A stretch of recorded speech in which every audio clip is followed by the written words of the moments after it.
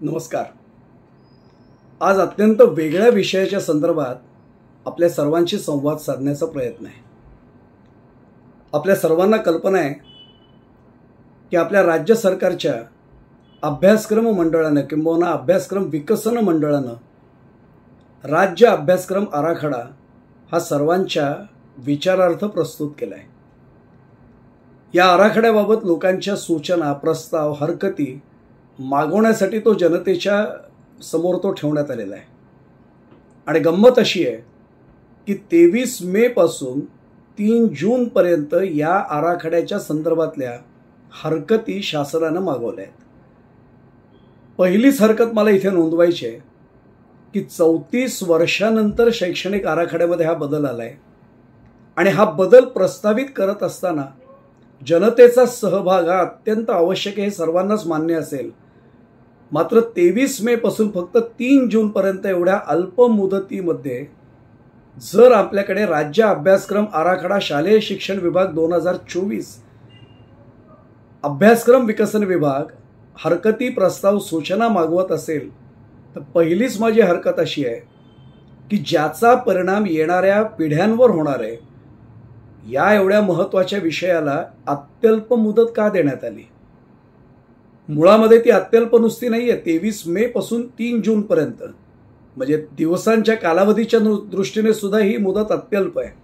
पण त्याहीपेक्षा हा जो कालावधी आहे मंडळी, लक्षात घ्या, हा कालावधी जवळजवळ सर्व शिक्षक, जवळजवळ सर्व पालक हे सुट्टी असल्यामुळे उन्हाळी सुट्टीच्या निमित्तानं आपापल्या गावी गेलेत, कोणी फिरायला गेलेले. अनेकांना आज देखील असा काही आराखडा प्रसिद्ध झालाय, त्याच्यावरच्या हरकती, प्रस्ताव, सूचना मागवण्यात आल्या आहेत, हे देखील माहिती नाहीये. आणि म्हणूनच अत्यंत संक्षिप्त वेळामध्ये निदान काही मुद्दे आपल्यासमोर मांडणं हे मला उचित वाटलं. माझी सर्वांना कळकळीची हात जोडून प्रार्थना आहे की हे सर्व मुद्दे आपण ऐका आणि या मुद्द्याच्या संदर्भात ज्यांना शक्य आहे त्यांनी 3 जूनपर्यंत आपापल्या हरकती या संबंधित विभागाकडे पाठवा. जर या पाठवल्या तर त्याच्यामध्ये हाही मुद्दा टाका जो मी आवर्जून माझ्या स्वतःच्या लेखी पत्रामध्ये पाठवलेला आहे. त्या मुद्द्यामध्ये मी असं म्हटलेलं आहे की एवढ्या कमी मुदतीमध्ये हरकती, प्रस्ताव, सूचना मागवणं राज्य शासनाच्या दृष्टीने कितपत उचित आहे? येणाऱ्या पिढ्यांवर ज्याचा परिणाम होणार आहे याला एवढी अत्यल्प मुदत देणं हे उचित आहे का? हा पहिला मुद्दा माझा इथे आहे. या संदर्भामध्ये मुद्दामून पत्ताही सांगतो आपल्याला. माननीय संचालक, आपण पुन्हा ऐकून हा पत्ता नंतर घेऊ शकता लिहून. माननीय संचालक, राज्य शैक्षणिक संशोधन व प्रशिक्षण परिषद महाराष्ट्र, राज्य शैक्षणिक संशोधन व प्रशिक्षण परिषद महाराष्ट्र, 708 सदाशिव पेठ, 708 सदाशिव पेठ, कुमठेकर मार्ग, पुणे 411 030. ज्यांना लेखी पत्र पाठवणं शक्य नाहीये त्यांनी कृपा करून राज्य शासनाच्या या आराखड्याच्या संदर्भातली लिंक जी उपलब्ध आहे, पब्लिक डोमेनमध्ये आलेली आहे, त्याच्यावर जर गेलात तर राहुल रेखावार यांच्या स्वाक्षरीचं जे कव्हरिंग लेटर त्याला जोडलेलं आहे त्याच्यामध्ये एक ईमेल ID देण्यात आलेला आहे. निदान त्या ईमेल IDवर तरी आपल्या आक्षेप, आपल्या हरकती, आपल्या सूचना, आपले काही प्रस्ताव हे अधिकाधिक लोकांनी मांडावेत अशी पुन्हा पुन्हा आपल्याला सर्वांना कळकळीची प्रार्थना आहे. मी आक्षेप नोंदवण्यापूर्वी, काही सूचना करण्यापूर्वी, काही प्रस्ताव सादर करण्यापूर्वी किंवा माझा अभिप्राय नोंदवण्यापूर्वी एक स्पष्ट करतो की मी आत्ता या परिस्थितीमध्ये पालकही नाहीये, शाळेमध्ये शिकवत नाहीये. पण शिक्षण क्षेत्रात 40 वर्ष काढल्यानंतर आज मला जे जाणवते की विद्यार्थ्यांसमोर कोणत्या समस्या उभ्या राहतील, पालकांसमोर कोणत्या समस्या उभ्या राहतील आणि शाळा चालवताना संबंधित शिक्षक आणि मुख्याध्यापक यांच्यासमोर कोणत्या समस्या उभ्या राहतील याचा विचार होणं आवश्यक आहे. याच तळमळीतून मी आपल्यासमोर हा विषय मांडतोय. त्यामुळे जरूर आपण हा विषय ऐका आणि या विषयामध्ये माझीही काही जबाबदारी आहे असं मनामध्ये लक्षात घेऊन आपण या दृष्टीने प्रस्ताव सादर करावेत अशी आपल्या सर्वांना कळकळीची प्रार्थना आहे. अगदी संक्षिप्त स्वरूपात विषय मांडतो. मुळात राज्य शिक्षण आराखड्याला किंवा राष्ट्रीय शिक्षण धोरणाला, शैक्षणिक धोरणाला, ज्याला आपण NEP म्हणतो, नॅशनल एज्युकेशन पॉलिसी, याला तत्वतः माझा मुळीच विरोध नाही. त्याच्या मागचा हेतू अतिशय चांगला आहे हे मी सुरुवातीलाच नमूद करतोय. किंबहुना या माध्यमातून विद्यार्थ्यांना पुढे जाण्यासाठी काही दालनं खुली होणार आहेत. त्यामुळे तत्वतः त्याला विरोध असण्याचं कोणाचं काहीही कारण नाही.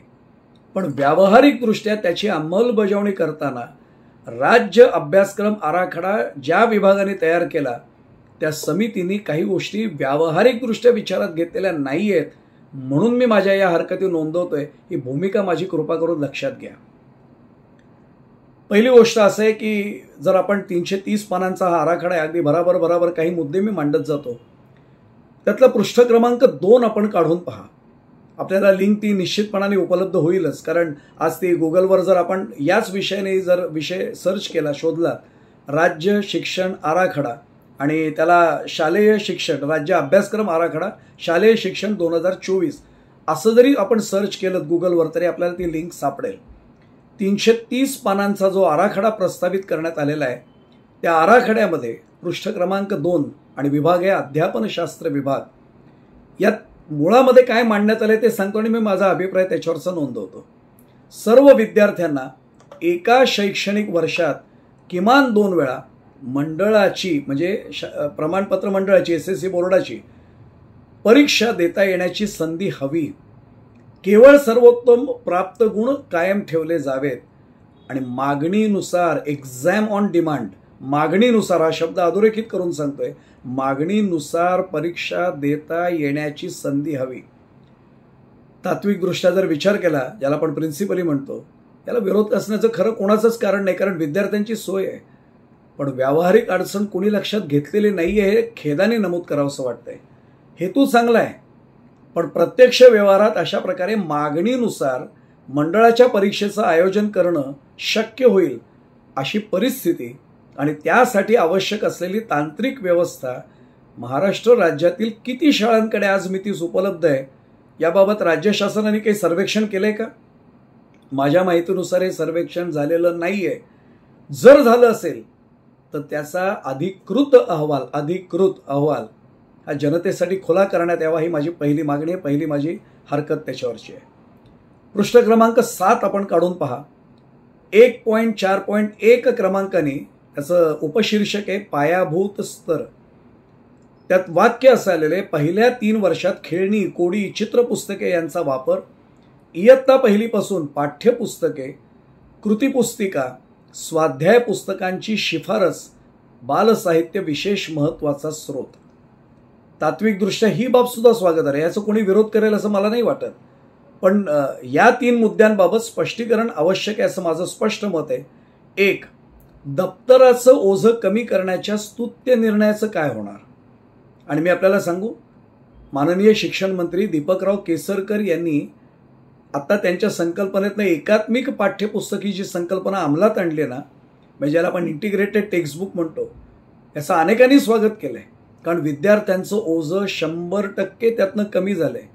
मग नेमकं आम्ही त्याच्यापासून विरुद्ध दिशेने जातोय असं वाटत नाहीये का शासनाला?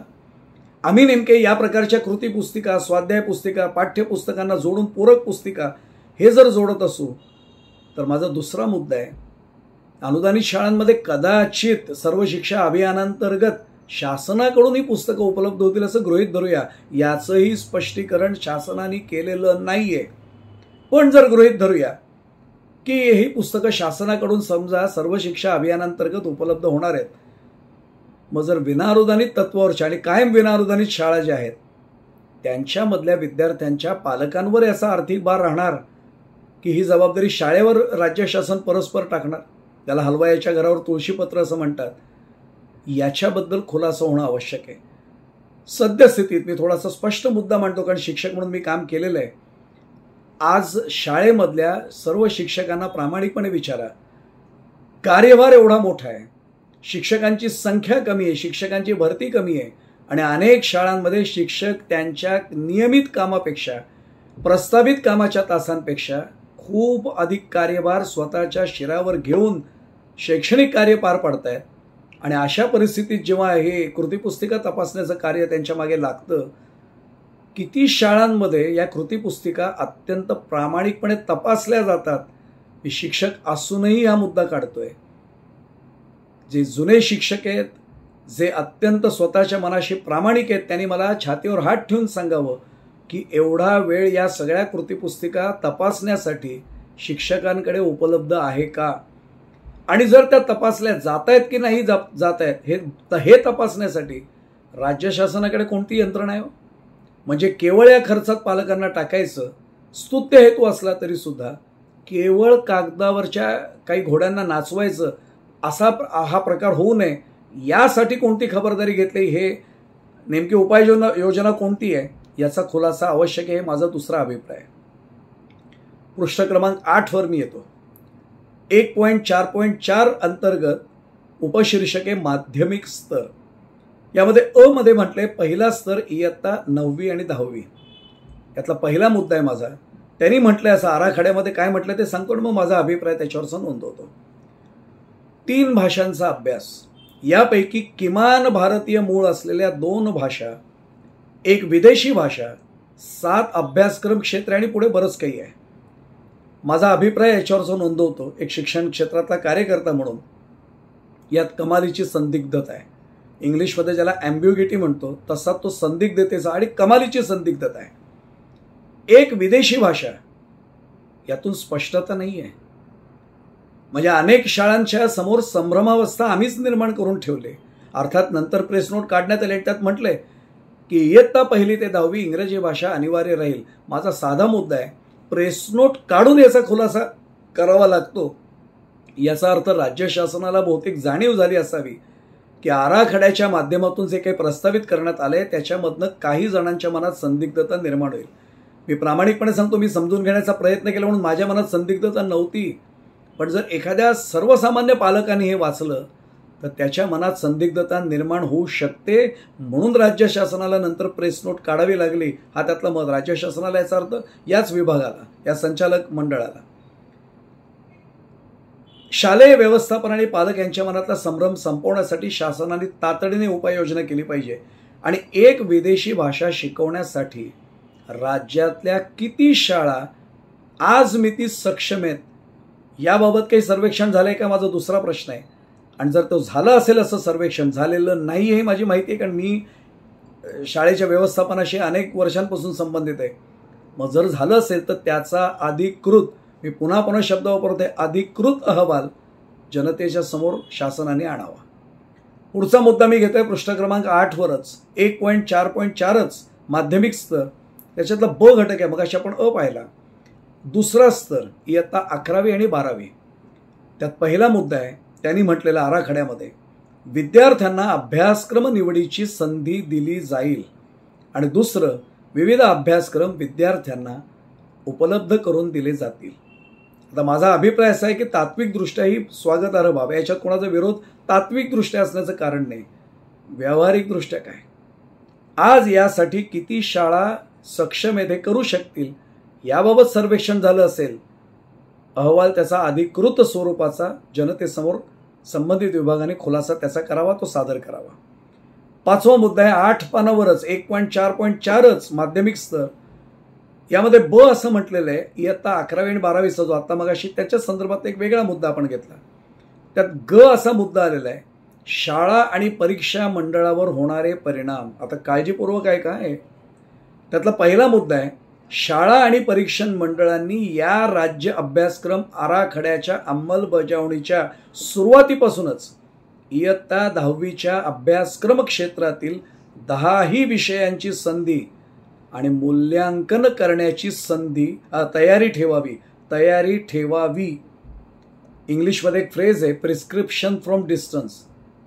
म्हणजे आपल्या शुद्ध मराठीत सांगायचं तर उंटावरून शेळ्या हाकणे. शासनाची अजून अनेक बाबतीत काही तयारी झालेली नाही आहे. आराखडा नुसता सादर केला म्हणजे तयारी नाही होत. आराखडा मांडलाय आणि ज्याच्या स्पष्टता नाही आहे, व्यावहारिक अडचणी आहे ते दिसतंय, असा आराखडा सादर केल्यानंतर जबाबदारी शाळांवर टाकून शासन मोकळं होतंय. ही तयारी शाळांनी ठेवावी.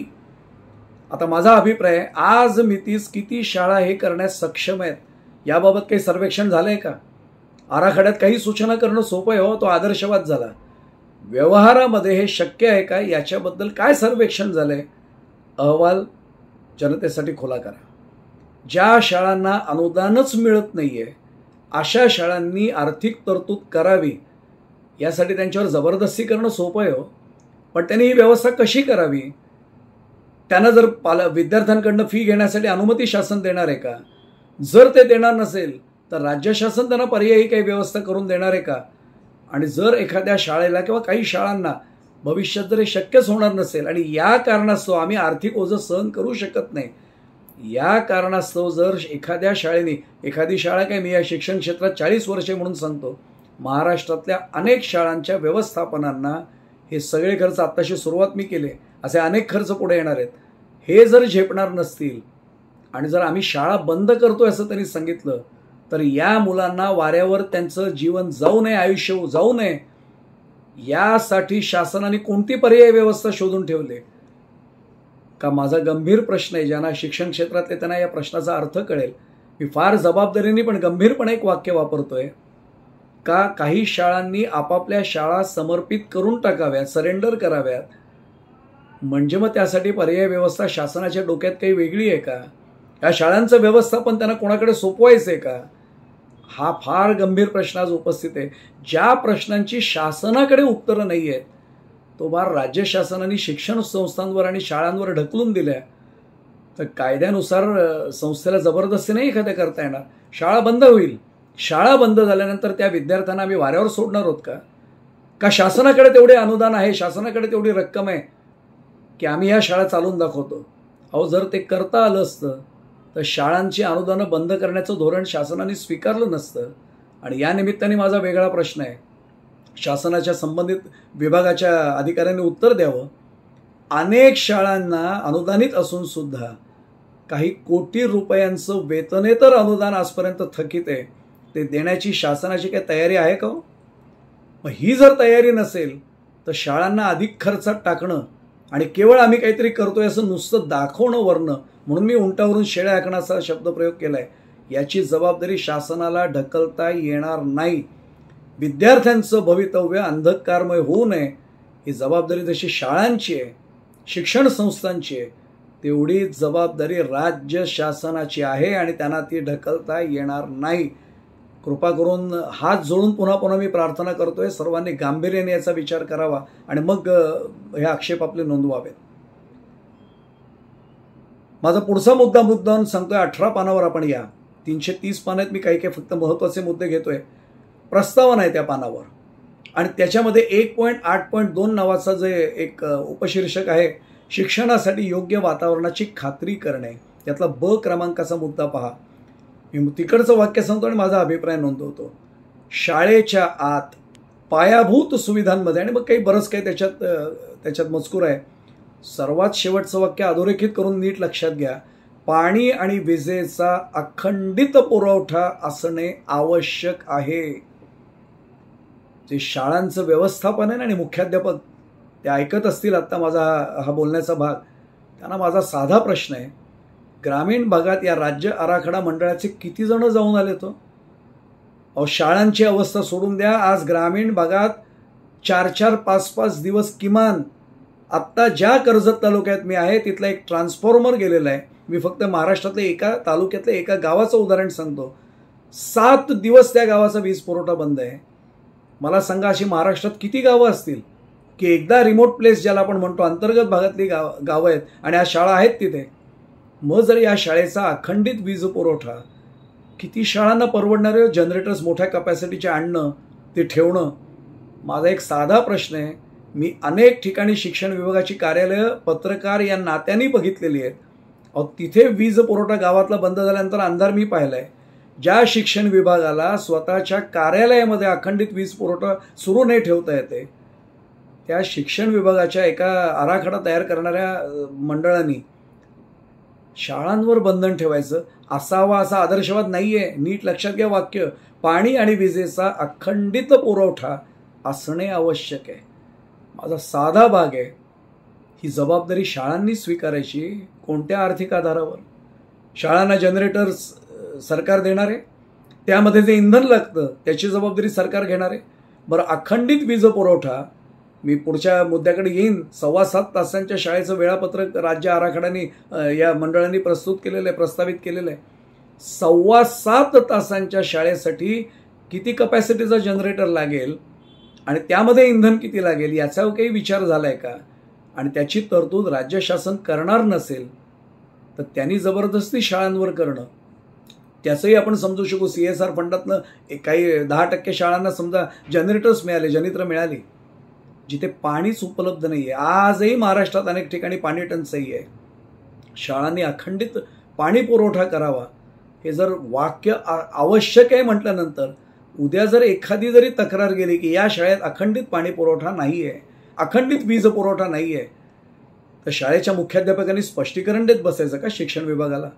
का शाळेमधलं अध्यापन कार्य सुरळीत चालेल याच्याकडे त्यांनी लक्ष द्यायचं? अत्यंत गंभीर मुद्दा मी आपल्यासमोर उपस्थित करतोय.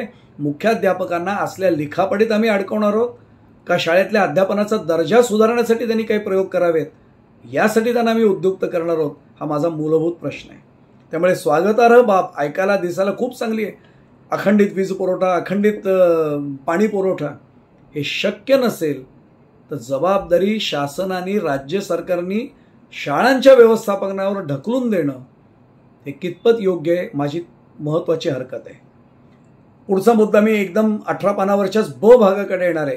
1.8.3 मुद्दा आहे. उपशीर्षक आहे शिक्षकांना प्रेरित आणि सक्षम करणे. यात एक महत्त्वाचा ब गटामध्ये मुद्दा त्यांनी टाकलाय. वाक्य नीट ऐका. विद्यार्थ्यांचा सहभाग आणि यश सक्षम करण्यासाठी विद्यार्थी शिक्षक यांचे योग्य गुणोत्तर राखणे आवश्यक आहे. असावे असा आदर्शवाद इथे नाहीये. काय वाक्य आहे? आवश्यक आहे. माझा साधा प्रश्न आहे, हे गुणोत्तर किती असावं हेही आराखड्यात नमूद नाही हो. आराखडा या शब्दाचा मूलभूत अर्थ, माझी मूळची हरकत आहे, जेव्हा आम्ही आराखडा शब्द वापरतो ना, प्रत्येक गोष्ट चौकटीत स्पष्ट असली पाहिजे. घर बांधताना मी प्लॅन जो आखतो त्याला आपण आराखडा म्हणतो. प्रत्येक इंच आणि इंचाचा हिशेब त्याच्यात आहे. इथे नुसतं विद्यार्थी आणि शिक्षक यांचं गुणोत्तर योग्य असावं असं नाहीये. आवश्यक आहे, राखणे आवश्यक आहे. कुणाची जबाबदारी हो? फक्त शाळेच्या व्यवस्थापनाची?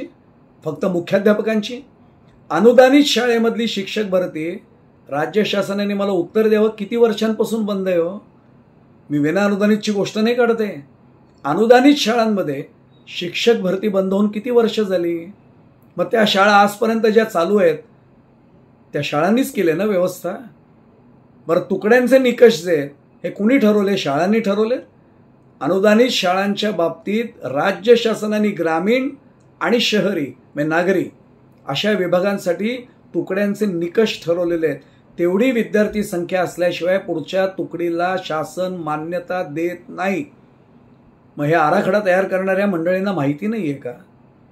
जर ती दुसरी तुकडी मंजूर होणार नसेल तर तेवढे विद्यार्थी त्या निकषानुसार त्या एका तुकडीत बसणार आहेत. कुठल्या आधारावर आम्ही सूचना करतोय हो? असावेत नाहीये, आवश्यक आहे. कुणी आवश्यक ठेवायचं? 80 जणांची जर विद्यार्थ्यांची तुकडी शहरी भागात, नागरी भागात जर मंजूर होणार असेल आणि 70 विद्यार्थी ग्रामीण भागात जर तुकडी मंजूर होणार असेल तर कुठलं प्रमाण राहणार? एक तर संदिग्धताच आहे. निसंदिग्ध काहीच म्हटलेले किती गुणोत्तर असावं. आणि हे गुणोत्तर कायम राखण्यासाठी आज राज्य शासनाने घोषित करावं की जेवढी शिक्षकांची पदं आहेत तेवढी भरायला संस्थांना आम्ही अनुमती देतोय. ही अनुमती नाहीये. शिक्षकांची भरती नाहीये. अनेक शाळांमध्ये मी उदाहरणं प्रत्यक्ष शिक्षण मंत्र्यांना सुद्धा द्यायला तयार आहे. शालेय शिक्षण मंत्र्यांना अत्यंत नम्रपणे मला सांगायचंय, वाऱ्यावर कुठल्याही शिक्षण संस्थेने मुलांना सोडलेलं नाहीये.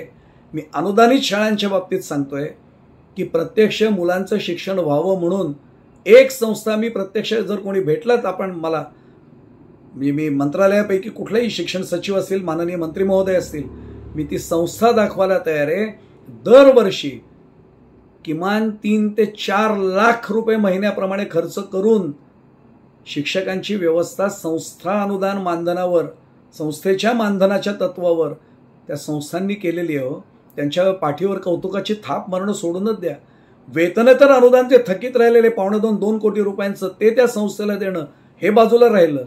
आणि आता मात्र आम्ही सांगतोय विद्यार्थी आणि शिक्षक यांचं गुणोत्तर कायम एक विशिष्ट असावं. योग्य गुणोत्तर. योग्य म्हणजे काय? आराखडा असून निसंदिग्धता त्याच्यात कुठे आणलेली नाहीये, संदिग्धता ठेवलेली आहे. योग्य गुणोत्तर म्हणजे किती? एकाच 70, एकाच 80, आणि जर मग एकाच 30 किंवा एकाच 40 योग्य गुणोत्तर आदर्श आहे समजा. अगदी अमेरिके म्हणजे पाश्चात्य देशांप्रमाणे एकाच 10 नाही आहे समजा आमचं, किंवा 10 विद्यार्थ्यांमागे एक शिक्षक, 15 विद्यार्थ्यांमागे एक शिक्षक नाही शक्य. निदान 30 किंवा 40 विद्यार्थ्यांमागे एवढी व्यवस्था अनुदानित शाळांच्या शिक्षकांची घ्यायला जबाबदारी राज्य शासन तयार आहे का हो? हे मंडळांनी आधी त्यांना विचारावं, मग शाळांना सूचना या कराव्यात. हा माझा अत्यंत आक्षेपार्ह मुद्द्याकडे आपलं लक्ष वेधण्याचा प्रयत्न आहे. त्यामुळे निकष बदलण्यासाठी आणि हा आर्थिक भार कुणी सोसायचा याचं स्पष्टीकरण झाल्याशिवाय हे बंधन जर असेल आणि एखाद्या शाळेला हे नाही झेपण्यासारखं, पैसे आणणार कुठनं? जर हे शक्य नसेल आणि उद्या भविष्यात काही शाळांनी जर निर्णय घेतला की हे आमच्या डोक्यावरनं पाणी जात आहे, नाही चालवता येते आम्हाला, कारण शासन अनुदान देत नाही आहे, विद्यार्थ्यांकडनं फी जास्त घेता येत नाही, त्याला बंधनं अनेक आहेत, विद्यार्थ्यांकडनं त्याचं ज्याला आपण काय म्हणू, पालकांकडनं त्याचं देणगी स्वरूपात सुद्धा मूल्य स्वीकारता येत नाही आहे, मग शिक्षकांना नेमणार कुठनं? प्रमाण राखणार कुठनं योग्य?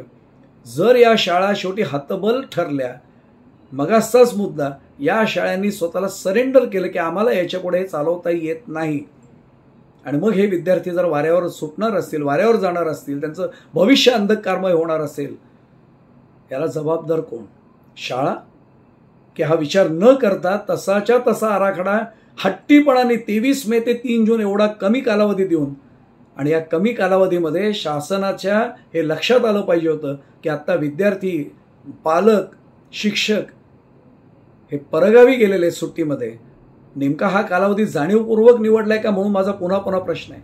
आवडणार नाही अनेकांना हा एवढा परखड प्रश्न, पण मी जाणीवपूर्वक विचारतो की हे दिवस मुद्दामून ठरवलेत का? 3 जूनपर्यंतच शाळा 15 जूनला जर उघडणार आहेत, का नाही आम्ही 3 जुलैपर्यंत जर 1 महिना वाढवून देऊ शकत? ही जर मुदत वाढली नाही तर हा विषयच अनेकांपर्यंत पोहोचणार नाहीये, आणि जर हरकती गेल्याच नाहीत नीट, तर कुणाच्याच हरकती आल्या नाहीत हे तांत्रिक कारण देऊन शासन असाच्या असा आराखडा अंमलात जर आणायला लागलं, तर शिक्षण क्षेत्रात निर्माण होणाऱ्या भविष्यातल्या गोंधळाला कोण जबाबदार आहे? हा माझा मूलभूत प्रश्न आहे. मी पुढचा एकदम 42 पानावर होतो, फार कमी वेळात मला मुद्दे मांडावे लागणार आहेत. त्याच्यामध्ये 3.2.2.1 असा एक मुद्दा आहे, अध्ययन मानके, मोठा त्याचं उपशीर्षक आहे दृष्टिकोन. त्यात पाठ्यपुस्तकांची भूमिका आहे. माझे हात जोडून सगळ्या शिक्षकांना आणि पालकांना सुद्धा विनंती आहे, जरूर ऐका.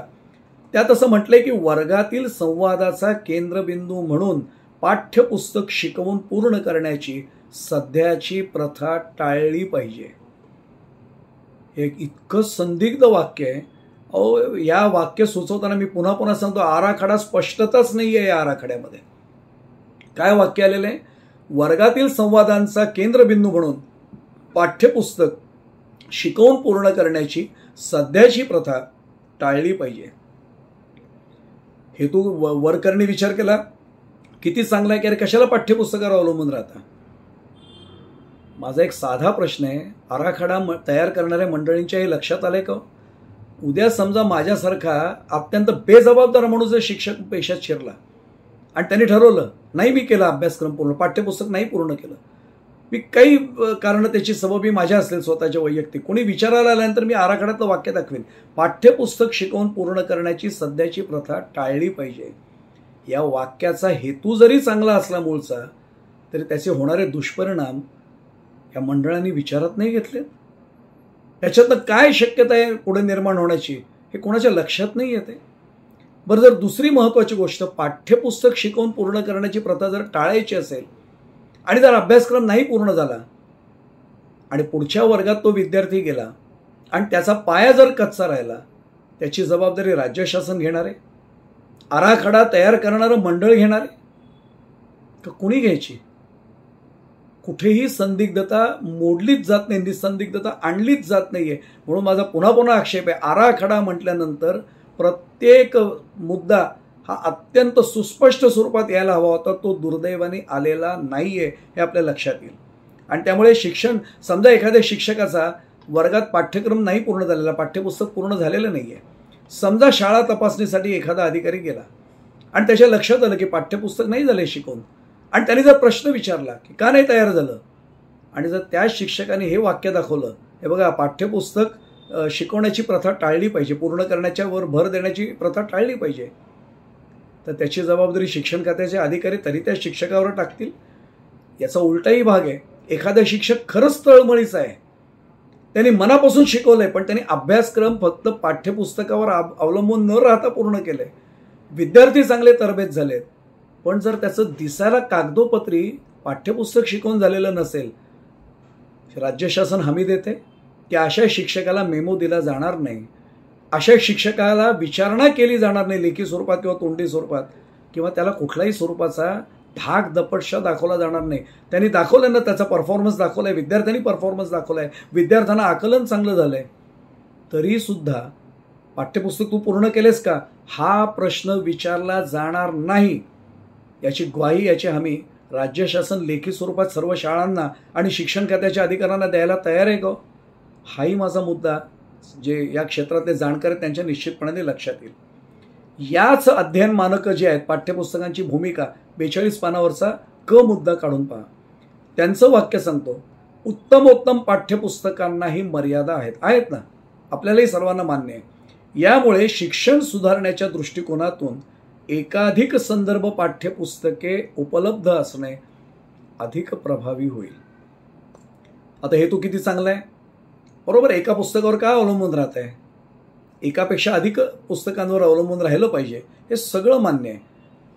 पण मग एकाधिक संदर्भ पाठ्यपुस्तकं निवडण्याचा अधिकार कोणाला आहे? का ती फक्त राज्य शासन निर्णय घेणार आणि ती शाळांवर थोपवणार? का प्रत्येक शाळेला अधिकार तो आहे की एकाधिक संदर्भ पाठ्यपुस्तक कुठलं निवडावं शाळेने? का संबंधित विषय शिक्षकाला तो अधिकार आहे?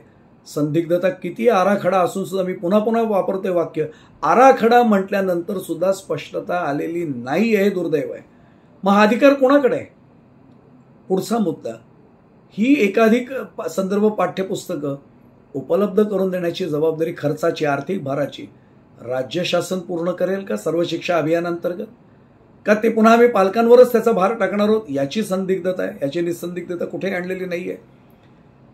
एकाधिक संदर्भ पाठ्यपुस्तकं आली तर विद्यार्थ्यांनी परीक्षेला सामोरं जाताना यातल्या कुठल्या पाठ्यपुस्तकावर भर द्यायचा, कुठल्या पाठ्यपुस्तकाला प्रमाणित मानायचं? कारण ज्या अर्थी एकाधिक संदर्भ पाठ्यपुस्तकं म्हटलंय, त्यांनी म्हटलंय त्यांचा हेतू चांगला आहे की एकाच पाठ्यपुस्तकावर विद्यार्थ्यांनी अवलंबून राहू नये. मग सगळ्या पाठ्यपुस्तकांमधनं त्यांनी घ्यायचा अभ्यास का अध्ययन करताना केवळ त्यातल्या एकावरच पुन्हा भर द्यायचा आहे? याबाबतची स्पष्टता कधी आणणार आणि कोण आणणार, हा त्यातला एक महत्त्वाचा भाग आहे. त्यामुळे या आणि वेळ कमी असल्यामुळे, वेळेची मर्यादा असल्यामुळे सगळे प्रश्न उपस्थित नाही करू शकत. याच भागामध्ये 53 पान काढा अध्ययन मानकांच्याच बाबतीत. 3.3.6चा मुद्दा आहे, 53 पृष्ठ क्रमांक 330 पानांपैकी. दिव्यांग विद्यार्थ्यांना किंवा शिक्षणाच्या इतर वैयक्तिक गरजांना प्रतिसाद देणे.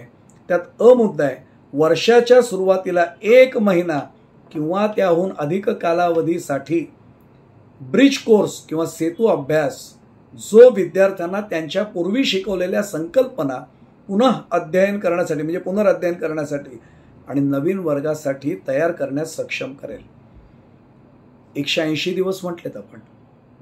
अभ्यासक्रम आराखडा ज्यांनी अभ्यासला त्यांना लक्षात येईल, शैक्षणिक दिवसांची संख्या निश्चित करण्यात आलेली आहे. 10 दिवस दप्तराविना शाळा, त्याच्या मागचा हेतू खूप चांगला असेल, त्याच्याबद्दल आता काही मुद्दा नाही माझा. एवढ्या दिवसांमध्ये जर महिना किंवा त्यापेक्षा जास्त ब्रिज कोर्समध्ये म्हणजे सेतू अभ्यासात शिक्षकांनी व्यतीत करायचा असेल तर पुन्हा प्रश्न निर्माण होईल, मग नवीन वर्षाचा अभ्यासक्रमाला वेळ कमी नाही का पडणार? जर तो कमी पडला आणि विद्यार्थी पुन्हा मागे पडला तर पुढच्या वर्षी पुन्हा सेतू अभ्यासक्रम म्हणजे ब्रिज कोर्स, हे किती वर्ष आम्ही चक्र चालू ठेवणार आहोत? 1 महिना एवढा आम्ही किंवा त्यापेक्षा जास्त आराखड्यात म्हटलेले, म्हणून मी हे मुद्दा उपस्थित करतोय. व्यवहारात खरंच एवढा वेळ देणं शक्य आहे? 1 महिना किंवा त्यापेक्षा जास्त हा एक महत्त्वाचा भाग आहे. याच्यावर काय नेमकं शासनाने भूमिका घेतली, निसंदिग्ध स्वरूपात शासनाने स्पष्ट करावं. 53 पानावरच 3.3.9चा भाग आहे, त्याच्यात अध्यापनशास्त्राची एकूण तत्वे असा एक विभाग आहे, त्यातल्या अस्वीकार्य बाबी हा उपशीर्षकाचा भाग आहे. क मुद्द्यामध्ये त्यांनी म्हटलंय, स्मरण हे अध्ययनाचे किंवा मूल्यांकनाचे प्राथमिक स्वरूप असू नये. तत्वतः ही बाब स्वागतार्ह वाटणं स्वाभाविक आहे, बरोबर आहे. स्मरण काय ठेवत राहावं? माझा मुद्दा असा आहे, विज्ञानातल्या सिद्धांतांचा भाग आहे, विज्ञानातल्या व्याख्या आहेत, विज्ञानातले नियम आहेत.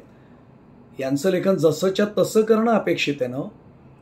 व्याख्या मुलांनी स्वतःच्या मनाने लिहिली तरी त्याला गुण मिळतील हे लेखी स्वरूपात शासन देणार आहे ग्वाही याची? न्यूटनचा गतिविषयक पहिला नियम, दुसरा नियम, तिसरा नियम मी उदाहरण म्हणून फक्त सांगतोय. आर्किमिडीजचं तत्व आहे. शासन देते लेखी ग्वाही की विद्यार्थ्यांनी पुस्तकातनं जसंच्या तसं लिहिणं अपेक्षित नाही, त्याला जसं समजेल तसं स्वतःच्या शब्दात त्यांनी व्यक्त केलं तरीही त्याला गुणदान पूर्णपणे करण्यात येईल. देणारे ग्वाही शासनाचं. मग जर ते करणार नसतील तर आम्हाला या स्वरूपाचं पाठांतर मुलांनी करू नये, स्मरण त्याचं ठेवू नये हे सांगण्याचा अधिकार आहे का? मी त्याचा पुढचा मुद्दा विचारतो. संस्कृत सारखा विषय आहे, धातू पाठ करावे लागतील. अगदी ज्याला आपण काय म्हणू, सर्वनामांच्या बाबतीत देखील कितीतरी बाबतीत स्मरणाचा मुद्दा आहे. अगदी 6 तौते प्रथमातम तो तान द्वितीय तेन तभ्यम हे नकोय स्मरण ठेवायला. देवः देवो देवः प्रथम नको आम्ही म्हणायला मुलांकडनं घ्यायला. सुभाषित मला आमच्याकडे असतील, मुलांकडनं आम्ही करून नाही घ्यायच्या का त्या स्मरणाच्या? शासनाने याचंही स्पष्टीकरण देणं आवश्यक आहे की आम्ही त्याच्यावर नाही आम्हाला मुलांना काही विचारणार. हे जर विचारणार नाही याची ग्वाही असेल आणि मुलांनी समजा नाही स्मरण केलं त्याचं आणि काही लिहिलं स्वतःच्या मनाने संकल्पना स्पष्ट करेपर्यंत स्वतःच्या शब्दात, तरी त्यांना पूर्ण गुणदान करण्यात येईल याची शासन लेखी ग्वाही द्यायला शाळांपर्यंत परिपत्रक पाठवायला तयार आहे का? हा माझा आणखीन एक हरकतीचा मुद्दा आहे. याबाबत कोणता विचार केला गेलाय हे स्पष्ट व्हावं. 61 पृष्ठावर या. इयत्ते पलीकडील प्रगती असं उपशीर्षक आहे. 3.4.11चा हा मुद्दा आहे. मी मुद्दाम क्रमांक सांगतोय, ज्यांच्याकडे आराखडा तो लिंक ओपन होईल त्यांनी जरूर त्याचा रेफरन्स घ्यावा. 61 पानावरच्या भागावर तो लिहिलेला आहे. 1ली ते 8वी दरम्यान विद्यार्थ्यांना त्याच वर्गात रोखू नये. हे वाक्य परत वाचतो. इयत्ता 1ली ते 8वी दरम्यान विद्यार्थ्यांना त्याच वर्गात रोखू नये. म्हणजे आजही 1ली ते 8वी परीक्षांचं महत्त्व जे काढलं होतं ते आता नाही, असं जे मध्यंतरी शासनाने आणलं की नाही 8वी पर्यंत ढकलगाडी नाही जाणार. आता मात्र आराखड्यात म्हटलंय की त्या वर्गात रोखू नये. मात्र इयत्ता 8वीच्या विद्यार्थ्यांना आवश्यक त्या क्षमता आणि पात्रता संपादित व्हायला हव्यात. इयत्ता 3री, 5वी आणि 8वी स्तरावर बाह्य यंत्रणेद्वारे सुयोग्य मूल्यमापन व्हायला हवे. आता याही बाबतीत आराखडा असून सुद्धा कमालीची संदिग्धता आहे. कुठली बाह्य यंत्रणा हो? आपण त्याचे अर्थ लावू, हा भाग वेगळा आहे हो, आपण शिक्षण क्षेत्रात आहोत. पण पालकांच्या मनात जर हे वाचल्यावर शंका आली, कुठली बाह्य यंत्रणा आहे, कोण येऊन परीक्षा घेणार आहे, याचाही खुलासा आमच्याकडे होत नाही. आणि मी स्पष्ट आपल्याला मुद्दा एक सांगतो. आमच्या तालुक्यामध्ये जिल्ह्याकडनं एक आलेलं परिपत्र, त्या परिपत्रकात नसलेल्या काही गोष्टी तालुक्याच्या गट शिक्षणाधिकाऱ्यांनी केल्या आणि शिक्षक त्याची तक्रार करण्याचं धाडस दाखवू शकले नाहीयेत. MEPS रूल्स काढून पहा, SS कोड काढून पहा, कुठेही ज्या गोष्टींची तरतूद सुद्धा नाहीये त्याचं परिपत्रक जिल्हा शिक्षण खात्याकडनं येतं, माध्यमिक विभागाकडनं, आणि त्या पत्रकात नसलेल्या काही गोष्टी तालुका स्तरावरचे गट शिक्षणाधिकारी आपल्या स्वतःच्या मनाने ते परिपत्रक बदलून पाठवतात आणि स्वतःच्या सुट्टीच्या कालावधीत परीक्षेच्या रिझल्टच्या गडबडीत असताना किंवा रिझल्टचे कामं झाल्यानंतर सुद्धा स्वतःच्या खर्चाने त्या शिक्षकांना तालुक्याच्या एका ठिकाणच्या शाळेमध्ये 5वी आणि 8वीच्या उत्तरपत्रिकांचे गठ्ठे घ्यायला घेऊन जावे लागतात. त्यांची उलट तपासणी होते. मग तिथे अचानक बरं यादी दिले, त्याच्यामध्ये नसलेली कागदपत्र मागितली जातात. हा प्रकार राज्य शासनाला माहिती आहे का? मी स्पष्ट सांगतो, शिक्षकांचं धाडस कदाचित नसेल झालं. मी जर तिथे शिक्षक म्हणून असतो ना तर मी लेखी तक्रार नोंदवली असती की कुठल्या नियमाच्या आधारे ही तरतूद करण्यात आलेली आहे. माननीय शालेय शिक्षण मंत्र्यांना माझी हात जोडून प्रार्थना आहे की आपल्या राज्यात काय काय चाललंय हे कधीतरी त्यांनी आमच्यासारख्यांना विचारून तपासून घ्यावं. जे नियमातच नाहीये, जे कुठेही विधिमंडळाने मंजूर केलेल्या कायद्यामध्ये नाहीये, ते एखादा अधिकारी स्वतःच्या आले देवाजीच्या मना असं आम्ही नेहमी म्हणतो, इथे आले एखाद्या अधिकाऱ्याच्या मना आणि सर्व शाळांना ते जर फॉलो करावं लागतंय. इथे एवढी कमालीची संदिग्धता ठेवले. मला सांगा, ज्याच्यात संदिग्धता आहे तिथे असे जर अधिकारी आले आणि त्यांनी शिक्षण विभागांच्या काही ठराविक अधिकाऱ्यांनी, मी सगळ्यांना दोष देतच नाही, मी एका अधिकाऱ्याचं फक्त उदाहरण दिलंय, पण असा एखादा अधिकारी ज्या तालुक्याला मिळालाय, एखादा अधिकारी ज्या जिल्ह्याला गेलाय, अशा अधिकाऱ्यांनी जर अशा प्रकारे शाळांना जर वाटेल त्या कामाला जोडलं, जुंपलं, हा शब्द मी वापरते, मला काही कोणाची काळजी करण्याचं किंवा चिंता करण्याचं कारण नाही. शिक्षक नसतील बिचारे बोलत, मी मुद्दा शिक्षण क्षेत्रातला कार्यकर्ता म्हणून उपस्थित करतोय की असं जर कोणी करत असेल तर त्याची तक्रार आमच्या गरीब बिचाऱ्या शिक्षकांनी कोणाकडे करायची हो? त्यांचं धाडस आहे, हिंमत आहे माननीय शालेय शिक्षण मंत्र्यांपर्यंत पोहोचण्याचं? जिल्हा शिक्षणाधिकाऱ्यांपर्यंत जी तक्रार नाही ते पोहोचवू शकले तर माननीय मंत्री महोदयांपर्यंत ते काय शिक्षा ते आपल्या कैफियत मांडतील? माननीय शिक्षण सचिवांना तरी या गोष्टींची माहिती आहे का? आणि मग बाह्य यंत्रणेद्वारे सुयोग्य मूल्यमापन व्हायला हवे म्हणजे नेमकं काय हो? कोण यंत्रणा? आणि आत्ता जसं सांगितलं, अशा या यंत्रणेने आपल्याला नसलेले अधिकार जे कायद्यात सुद्धा नाही आहेत ते जर स्वतःच्या मर्जीप्रमाणे वापरायला सुरुवात केली आणि शाळेच्या व्यवस्थापनाचा बट्ट्याबोळ जर केला, ढवळाढवळ जर थेट सुरू केली आणि शाळांच्या कामकाजावर जर परिणाम झाला, याची जबाबदारी कोण घेणार हो? राज्य शासन जबाबदारी, सर्व जबाबदार तयारी आहे राज्य शासनाची जबाबदारी स्वीकारायला. आणि पुढचं वाक्य ऐका, काय गंमतशीर आहे, आराखडा असून हे वाक्य त्याच्यात वापरलंय. या स्तरावर म्हणजे 3री, 5वी आणि 8वी या स्तरावर अनुत्तीर्ण झाल्यास त्याला म्हणजे विद्यार्थ्याला त्याच वर्गात 1 वर्ष, रोखून हे पहिलं वाक्य आहे, पण त्याच वर्गात 1 वर्ष अधिक ठेवण्याचा निर्णय हा पूर्णपणे कुटुंबाचा आणि पालकांचा असेल. ऐकणारे जे आहेत त्यांना माझे हात जोडून प्रार्थना आहे, तुम्ही जर शाळेचे मुख्याध्यापक असाल, काय पालकांशी संवाद साधाल तुम्ही? कुठल्या अधिकारात तुम्ही पालकांशी आणि कुटुंबाशी तुम्ही बोलणार आहात? अनेक वेळा माझी जाहीर विनंती आहे की माननीय शिक्षण मंत्री महोदयांनी, शालेय शिक्षण विभागाच्या माननीय मंत्री महोदयांनी, त्यांच्याकडून खूप अपेक्षा आहेत माझ्या, लक्ष घालून बघावं की शाळेच्या मुख्याध्यापकांचे अनुभव काय आहेत या बाबतीत. किती पालक हे बोलवल्यानंतर तरी शाळेत येतात, मग हा निर्णय कुणी घ्यायचा हो? बरं, हा निर्णय घेण्याचा अधिकार पालकांना दिलेला आहे. अनेक पालक बिचारे असे असतील की त्यांना निर्णय घेताना सुद्धा गोंधळ किंवा संभ्रम होणार आहे. ते काय म्हणतील, सर तुम्हीच ठरवा. मग राज्य शिक्षण आराखडा ठरवणाऱ्या मंडळींना काय होऊ शकतं याची कल्पना नाही करता येऊ शकत. हा निर्णय पालकांचा आणि कुटुंबाचा असेल फक्त. मग तर त्यांनी सांगितलं नाही माझ्या मुलाला पुढे जाऊ देत, काय व्हायचं ते मी बघून घेईन. आणि तो मुलगा तसाच पुढे ढकलला गेला आणि पुढच्या एखाद्या परीक्षेत त्यांनी सपाटून मार खाल्ला, खाली एकदम आला, त्याचा जर आत्मविश्वास डळमळला, त्याची जबाबदारी कोणाची? इतके मूलभूत प्रश्न आहेत. वेळेची मर्यादा असल्यामुळे मी फार तपशिलात नाही शिरू शकत. 61 पानावर सद्यस्थितीतील आव्हानामध्ये 3.4.12.1चा उपशीर्षकाचा भाग आहे.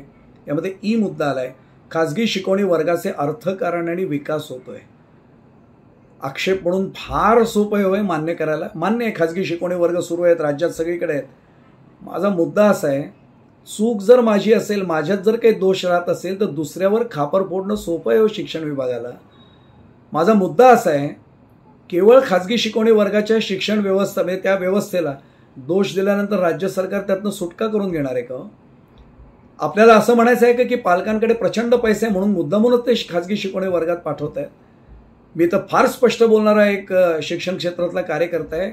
मेकॉलेनी आम्हाला जे दिलेले 2 शाप आहेत शिक्षण विभागाला की 35 मार्कांचा पास आणि 35 मिनिटांचा तास. आता तोही 30 मिनिटांचा केला होता, आता 40 मिनिटं आम्ही नवीन आराखड्यानुसार प्रस्तावित करणार आहोत. माझा एक साधा प्रश्न आहे, 80, 90, 95 मुलं वर्गात आहेत आणि 30 मिनिटामध्ये शिक्षकांमधला सर्वात आदर्श शिक्षक जरी वर्गात असला, खरं सांगा एवढ्या कमी शिक्षण दिवसांमध्ये म्हणजे शैक्षणिक दिवसांमध्ये अध्यापनाच्या प्रत्यक्ष उपलब्ध कालावधीमध्ये एवढ्या मुलांना सर्वोत्तम शिक्षक जरी त्या वर्गात उभा असला, छातीवर उजवा हात ठेवून प्रत्येकाने मला सांगावं की त्या शिक्षकाला व्यवहारामध्ये खरंच शक्य आहे प्रत्येक विद्यार्थ्याचं निरीक्षण करणं, प्रत्येक विद्यार्थ्यापर्यंत पोहोचवणं. त्यामुळे बोलणं खूप सोपं आहे. शैक्षणिक खाजगी शैक्षणिक व्यवस्था फोफावले का फोफावले? आम्ही वर्गामध्ये 80 मुलं बसवा, 90 मुलं बसवा हा निर्णय खाजगी शिक्षण वर्गाने घेतला का राज्य शासनाने घेतला? 80 शिवाय आम्ही नागरी विभागात तुकडीच देणार नाही. शाळेमध्ये शिक्षक कमी आहेत, आम्ही भरती करायला बंदीच करणार आहोत. ज्या संस्थांना परवडते ते अनुदान तत्वावर नेमतायत, ज्यांना नेमत नाही, ज्यांना परवडत नाही ते तशाच कशा व्यवस्था भागवतात. किती शिक्षण विभागाच्या अधिकाऱ्यांना ह्याची जाणीव आहे. मग जर वर्गात शिक्षक पोचूच शकत नाहीत, संख्याच त्यांची तेवढी नाही आहे, भरती आम्ही एकीकडे बंद करतोय आणि उंटावर बसून शेळी हाकून फक्त खाजगी शिक्षण वर्गांना म्हणजे कोचिंग क्लासेसना दोष द्यायचा, हे म्हणजे कसं झालं. आपल्याला स्वतःला काही करता येत नाही आणि दुसरे करतायत त्याच्या मागे मात्र काहीतरी दोष द्यायचा. मी अत्यंत परखडपणाने भाष्य करतोय, ज्याला हिंदीमध्ये एक छान वाक्य आहे, आपने गिरेबान में झाक कर देखो. का मुलांना तिकडे जावं असं वाटलं, याचं कारण पहिले आपली काही चूक आहे का. मी फार स्पष्टपणाने विषय मांडतो. शिक्षण विभागाने हा आदर्शवाद आम्ही आणणार आहोत का, करू खर्च, ही इन्व्हेस्टमेंट समजू, ही गुंतवणूक समजू. राज्याची परिस्थिती सुधारायची ना, विद्यार्थी चांगले घडवायचे आहेत ना. 40 विद्यार्थ्यांचा एक वर्ग, त्यासाठी लागणारी शिक्षकांची संख्या आम्ही देऊ संस्थांना अनुदान. कायम विनाअनुदानित असल्या तरी आम्ही त्यांना सांगू अनुदान आम्ही तुम्हाला द्यायला करू, कुठनंही आम्ही पैसा उभा करू. बाकीच्या कामांना पैसा उभा करता येतो, शिक्षक भरती आम्हाला नाही करता येत. आम्ही शाळांना शिक्षक पुरेसे देऊ शकत नाही. 70, 80, 90 आणि 100 मुलांच्या मागे एक शिक्षक आम्ही देतोय आणि तरीच सांगतोय की मुलांनी खाजगी शिकवणी वर्गात जाऊ नये. म्हणजे आम्ही काही करायचं नाही आणि दोष मात्र दुसऱ्याच्या डोक्यावर खापर फोडायचं, हे कधीतरी थांबलं पाहिजे हो. आपण आदर्श व्यवस्था एवढी मोठी करा की मुलांना आणि पालकांना खाजगी शिकवणी वर्गात जायची गरजच पडली नाही पाहिजे. मी एक साधा भाग सांगतो. लहानपणी माझे शिक्षक मला नेहमी सांगायचे, फळ्यावर रेख काढ आणि दुसऱ्याला बोलवायचं, याची रेख बारीक करतो, पुसायला जायचा. ते म्हणायचे अरे दुसऱ्याची रेख पुसून नाही करायचं. त्यांनी जी रेष काढली ना त्याच्यापेक्षा माझी रेष मोठी काढली की त्याची रेष आपोआप बारीक होते. खाजगी शिकवणी वर्गांना जर आपल्याला मान्य नाही आहेत ना, कोचिंग क्लासेस मान्य नाही आहेत ना, त्यांच्यापेक्षा दर्जेदार शैक्षणिक सुविधा आम्ही आमच्या शासनाच्या खर्चाने गरीब विद्यार्थ्यांना शाळांमध्ये उपलब्ध करून देऊ. ही जबाबदारी घ्यायला शासन तयार आहे. माझा साधा प्रश्न आहे. आक्षेप घेणं सोपं आहे हो, बंधनं आणणं फार सोपं आहे. आम्ही काहीच करणार नसू तर ही वाक्य टाकणं, आराखडा तयार करताना हा केवळ आदर्शवाद झाला आणि ही स्वतःची फसवणूक म्हणजे आत्मवंचना झाली. आम्ही काहीच करणार नाही आणि खापर मात्र दुसऱ्यांवर ठोकणार, या भागाला काही अर्थ नाही आहे. आता तिसरा प्रश्न आहे या बाबतीत, मुलांना सर्वोत्तम शिक्षक आज शाळांमध्ये आहेत असंच गृहीत धरून मी आपल्याला सर्वांना सांगतो. किती शिक्षकांना अशैक्षणिक कामं वर्षभरात येतात त्याची शिक्षण विभागाला खरंच जाणीव आहे का. ते विद्यार्थी बाजूला राहतात आणि आमचे शिक्षक कोणत्या कामाला जुंपले जातात. आत्ता निवडणुकीच्या बाबतीत मला तो विषयास बोलायचा नाही कारण त्याचा आपला संबंध आत्ता या विषयाशी नाही आहे. शिक्षकांपैकी माननीय शालेय शिक्षण मंत्र्यांनी कोणाला तरी बाजूला घेऊन विचारावं, महसूल खात्याकडनं, मी फार जबाबदारीने वाक्य, मी पत्रकार आहे, कोणाची भाडभेट ठेवणार नाही, महसूल खात्याकडनं त्या शिक्षकांना स्वतःच्या घरातले कर्मचारी आहेत असं समजून नियमांचा धाक दाखवला गेला. साधी स्वच्छतागृहांची देखील नीट व्यवस्था करून दिली गेली नाही. मी पुराव्यानिशी हे सिद्ध करायला तयार आहे. त्यांच्या भोजनाची नीट व्यवस्था नाही, त्यांच्या थांबण्याची नीट व्यवस्था नाही, आदल्या दिवशी व्यवस्था नाही आणि पहाटे 5ला आणि 5:30ला तुम्ही हजर व्हा. नाही आलात तर तुमच्यावर सक्त कारवाई केली जाईल, शिस्तभंगाची कारवाई केली जाईल असं महिला शिक्षिकांना सांगितलं गेलं. माननीय शालेय शिक्षण मंत्र्यांना मी हात जोडून सांगतो, तुम्हाला पुरावे हवे असतील ना, मी द्यायला तयार आहे. आपण घेणार आहात, कारवाई करणार आहात. महसूल खात्याच्या संबंधित कोणी अधिकारी असतील त्यांच्यावर, यंत्रणेवर. मग जर आमच्या शिक्षकांना तुम्ही जनगणनेत अडकवताय, काय निवडणुकांच्या मतदार याद्या त्या अद्ययावत करण्यासाठी पाठवतायत, सर्वेक्षणाच्या कामासाठी पाठवताय, आता जनगणना येईलच ती थोड्या दिवसातच, आणि असं असून सुद्धा ते अध्यापन करू नाही शकले की पुन्हा खाजगी शिकवणी वर्गांना आम्ही दोष द्यायचे. कुठलं हे शास्त्र आहे मला कधीच कळलं नाही. पहिलं आपण स्वतःला सुधारू मग दुसऱ्यांना दोष देऊ, हा माझा स्पष्ट आक्षेप आहे. त्यामुळे फसवणूक करून घेऊन या मुद्द्यातनं शासन सुटका नाही करून घेणार. फार महत्त्वाच्या मुद्द्याकडे मी आता वळतोय. 62 पान काढून पहा. मंडळ परीक्षांमधील बदल 3.4.12.2 मुद्दा आहे. त्यामध्ये ड मुद्दा आलेला आहे. याकरिता मी पहिला मुद्दा वाचत नाही, खूप मोठा मुद्दा आहे, पण त्यातला महत्त्वाचा मुद्दा आपल्यासमोर ठेवतोय. याकरिता वर्षातून किमान 2 वेळा परीक्षा घेण्यात याव्यात, म्हणजे मंडळाच्या, बोर्डाच्या. विद्यार्थी अभ्यास पूर्ण केलेल्या विषयाची आणि तयारी असलेल्या विषयांची त्यांना वाटेल तेव्हा मंडळ परीक्षा म्हणजे बोर्डाची परीक्षा देऊ शकतात. आणि ही प्रक्रिया एक व्यापक प्रश्नपेढी तयार करून शक्य होऊ शकते. वाक्य आपण ऐकलं, विद्यार्थी त्यांना पूर्ण त्यांनी केलेल्या विषयांची आणि तयारी असलेल्या विषयांची संपूर्ण सर्व विषयांची एकत्रितपणे म्हटलेलं नाही आहे. त्यांना वाटेल तेव्हा, म्हणजे विद्यार्थ्यांना वाटेल तेव्हा. एखाद्याला वाटेल 15 सप्टेंबरला माझा तयारी झाला विषय, एखाद्याला वाटेल 15 डिसेंबरला झाला, एखाद्याला वाटेल 1 जूनला माझा झाला आहे, एक उदाहरण म्हणून, किंवा 2 एप्रिलला माझा झाला आहे तयार. प्रत्येक शाळेला मंडळाची अशी परीक्षा घेणं हे कितपत व्यवहार्य आहे? राज्य शिक्षण आराखडा तयार करणाऱ्या मंडळींनी याचा व्यावहारिक पातळीवर उतरून कितपत विचार केला आहे? ती मंडळाची परीक्षा घेणार ना, म्हणजे घेणार शाळा, पण मंडळाच्या स्तराची परीक्षा, मंडळाची परीक्षा देण्याचा अधिकार असं तरी म्हटलेलं आहे. मग या सगळ्या औपचारिकता पूर्ण करण्याची आज किती शाळांची तयारी आहे? प्रत्येक वेळी वर्षभरातनं काही विद्यार्थी, 5 विद्यार्थी म्हणतील मला आत्ता विषय तयार झाला, घ्या माझी परीक्षा. 11 विद्यार्थी 15 दिवसांनी येतील, मुख्याध्यापकांना अर्ज देतील किंवा वर्ग शिक्षकांना, घ्या माझी परीक्षा. अशी टप्प्याटप्प्याने मंडळाची परीक्षा, त्याचा मागचा हेतू मी पुन्हा सांगतो, माझा त्या हेतूला आक्षेप नाही आहे. विद्यार्थ्यांवरचा ताण कमी करणं हा त्याचा हेतू असावा असं मी गृहीत धरतोय, की नका 1 तारखेचं तुमची तयारी झाली ना तेवढा विषय मोकळा करा. माझा साधा मुद्दा आहे, शाळांनी वर्षभर फक्त परीक्षांचं नियोजन करण्यातच वेळ घालवायचा आहे का हो? आणि मग त्याचा अध्ययनावर आणि अध्यापनावर जर परिणाम झाला, जबाबदारी आराखडा मंडळ घेणार आहे का राज्याचा शालेय शिक्षण विभाग घेणार आहे? माझा स्पष्ट प्रश्न आहे. त्यांनी जबाबदारी निस्संदिग्धपणाने स्पष्ट करावी. आणि त्याच्यात ह मध्ये 3 क्रमांकाचा मुद्दा आहे, चांगल्या गुणवत्तेची चाचणी विकसित करणे आणि गुणमार्गदर्शक तयार करणे ही 3री पायरी आहे. काय संदिग्ध वाक्य आहे तो हे, गुणमार्गदर्शक तयार करणे. पुढे मी नंतर मांडणारे मुद्दा, गुणांना महत्त्व देऊ नये असा एक मुद्दा मांडलाय, आणि चांगल्या गुणवत्तेची चाचणी विकसित करणे आणि गुणमार्गदर्शक तयार करणे 3री पायरी मांडलेली आहे. काय असं म्हणजे विसंगती आणि अव्यवहार्यता याच्यात आणलेली आहे.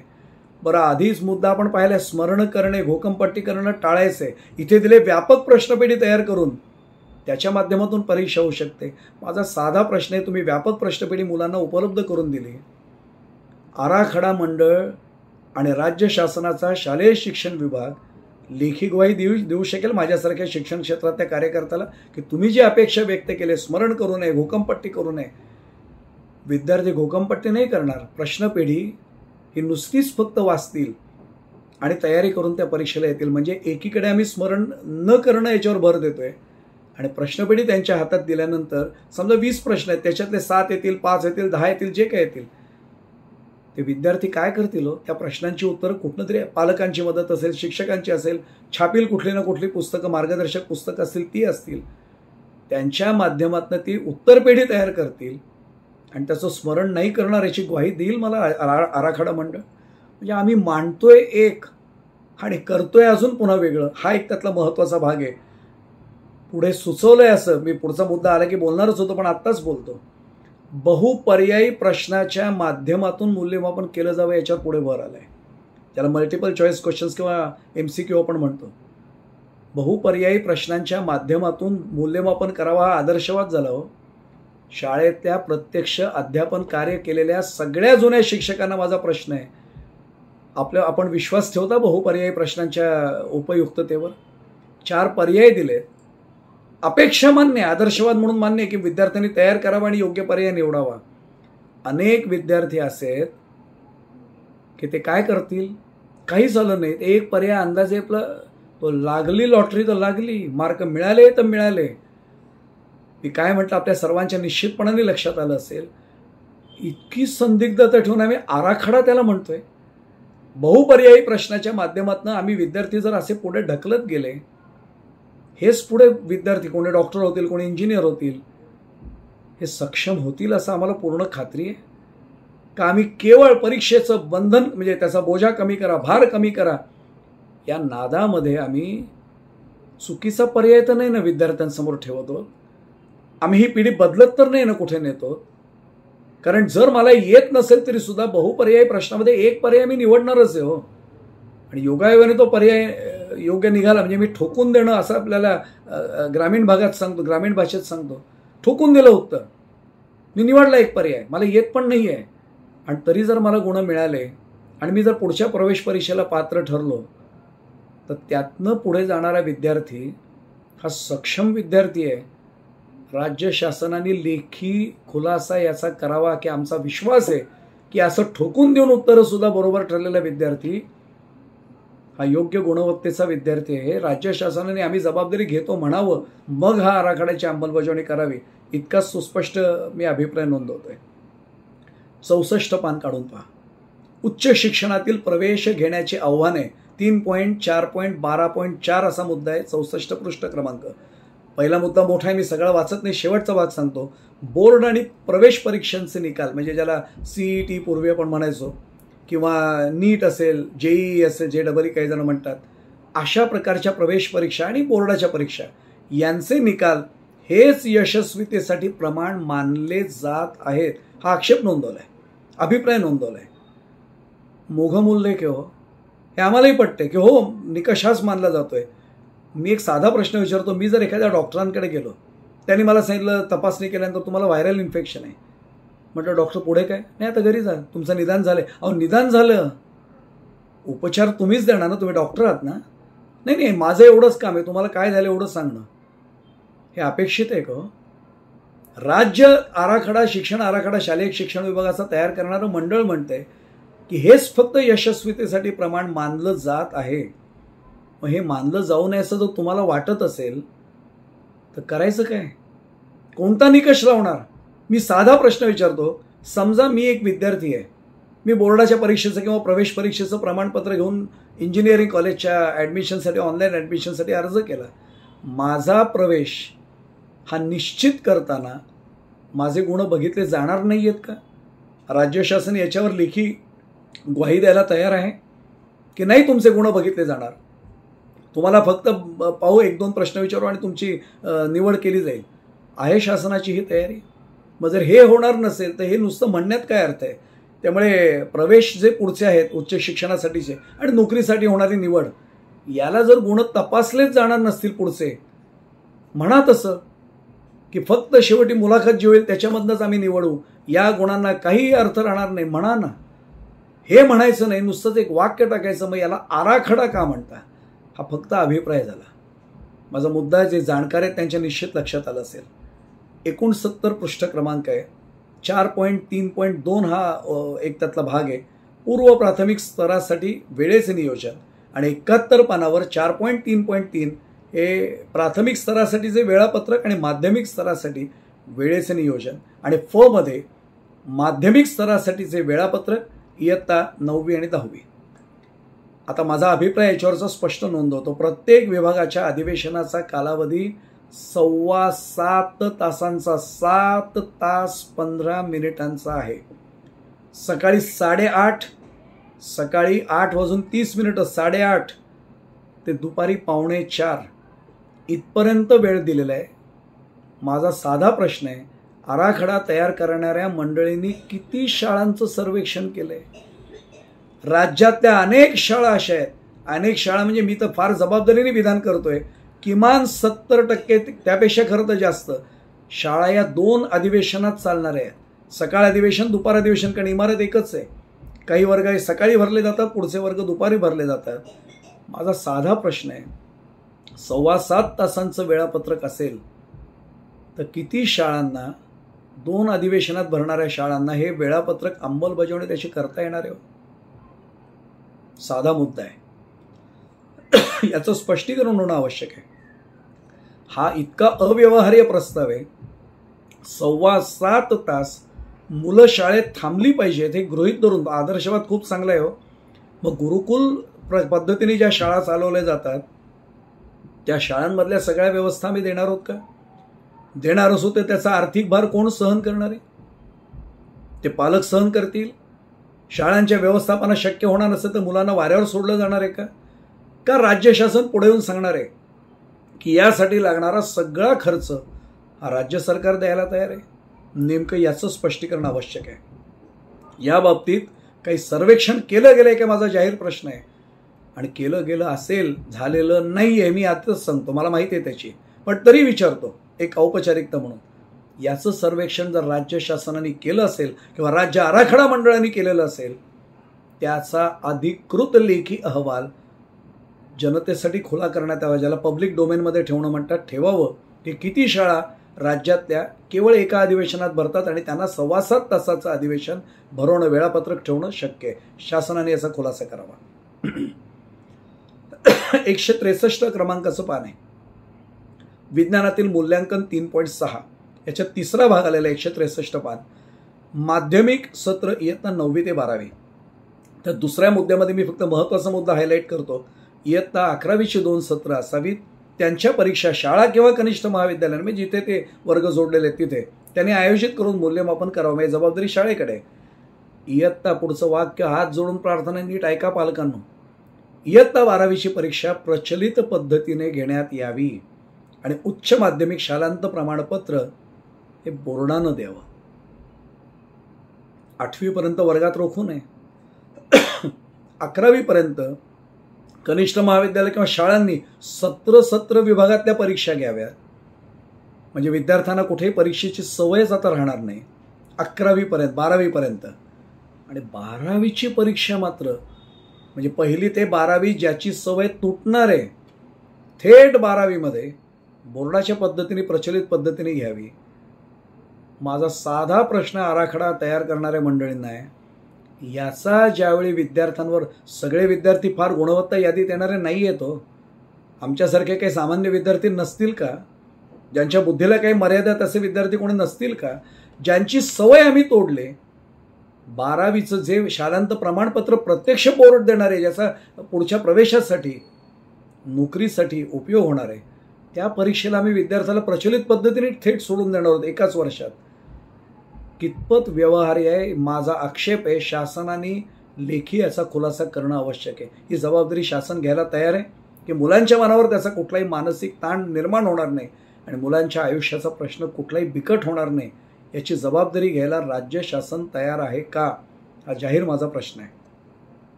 पुढचा मुद्दा 168 पानावरचा आहे. सद्यस्थितीतील आव्हाने असं त्याचं शीर्षक आहे. 4.3 हा त्या उपक्रमांकाचा मुद्दा आहे.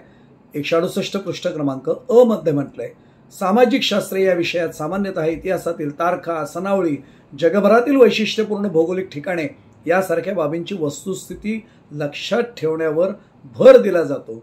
त्यामुळे स्मरण आधारित मूल्यांकन, स्मरण आधारित म्हणजे भूकंपट्टीवर आणि त्या अनुषंगानं होणारं अध्यापन हे फार मोठं आव्हान आहे.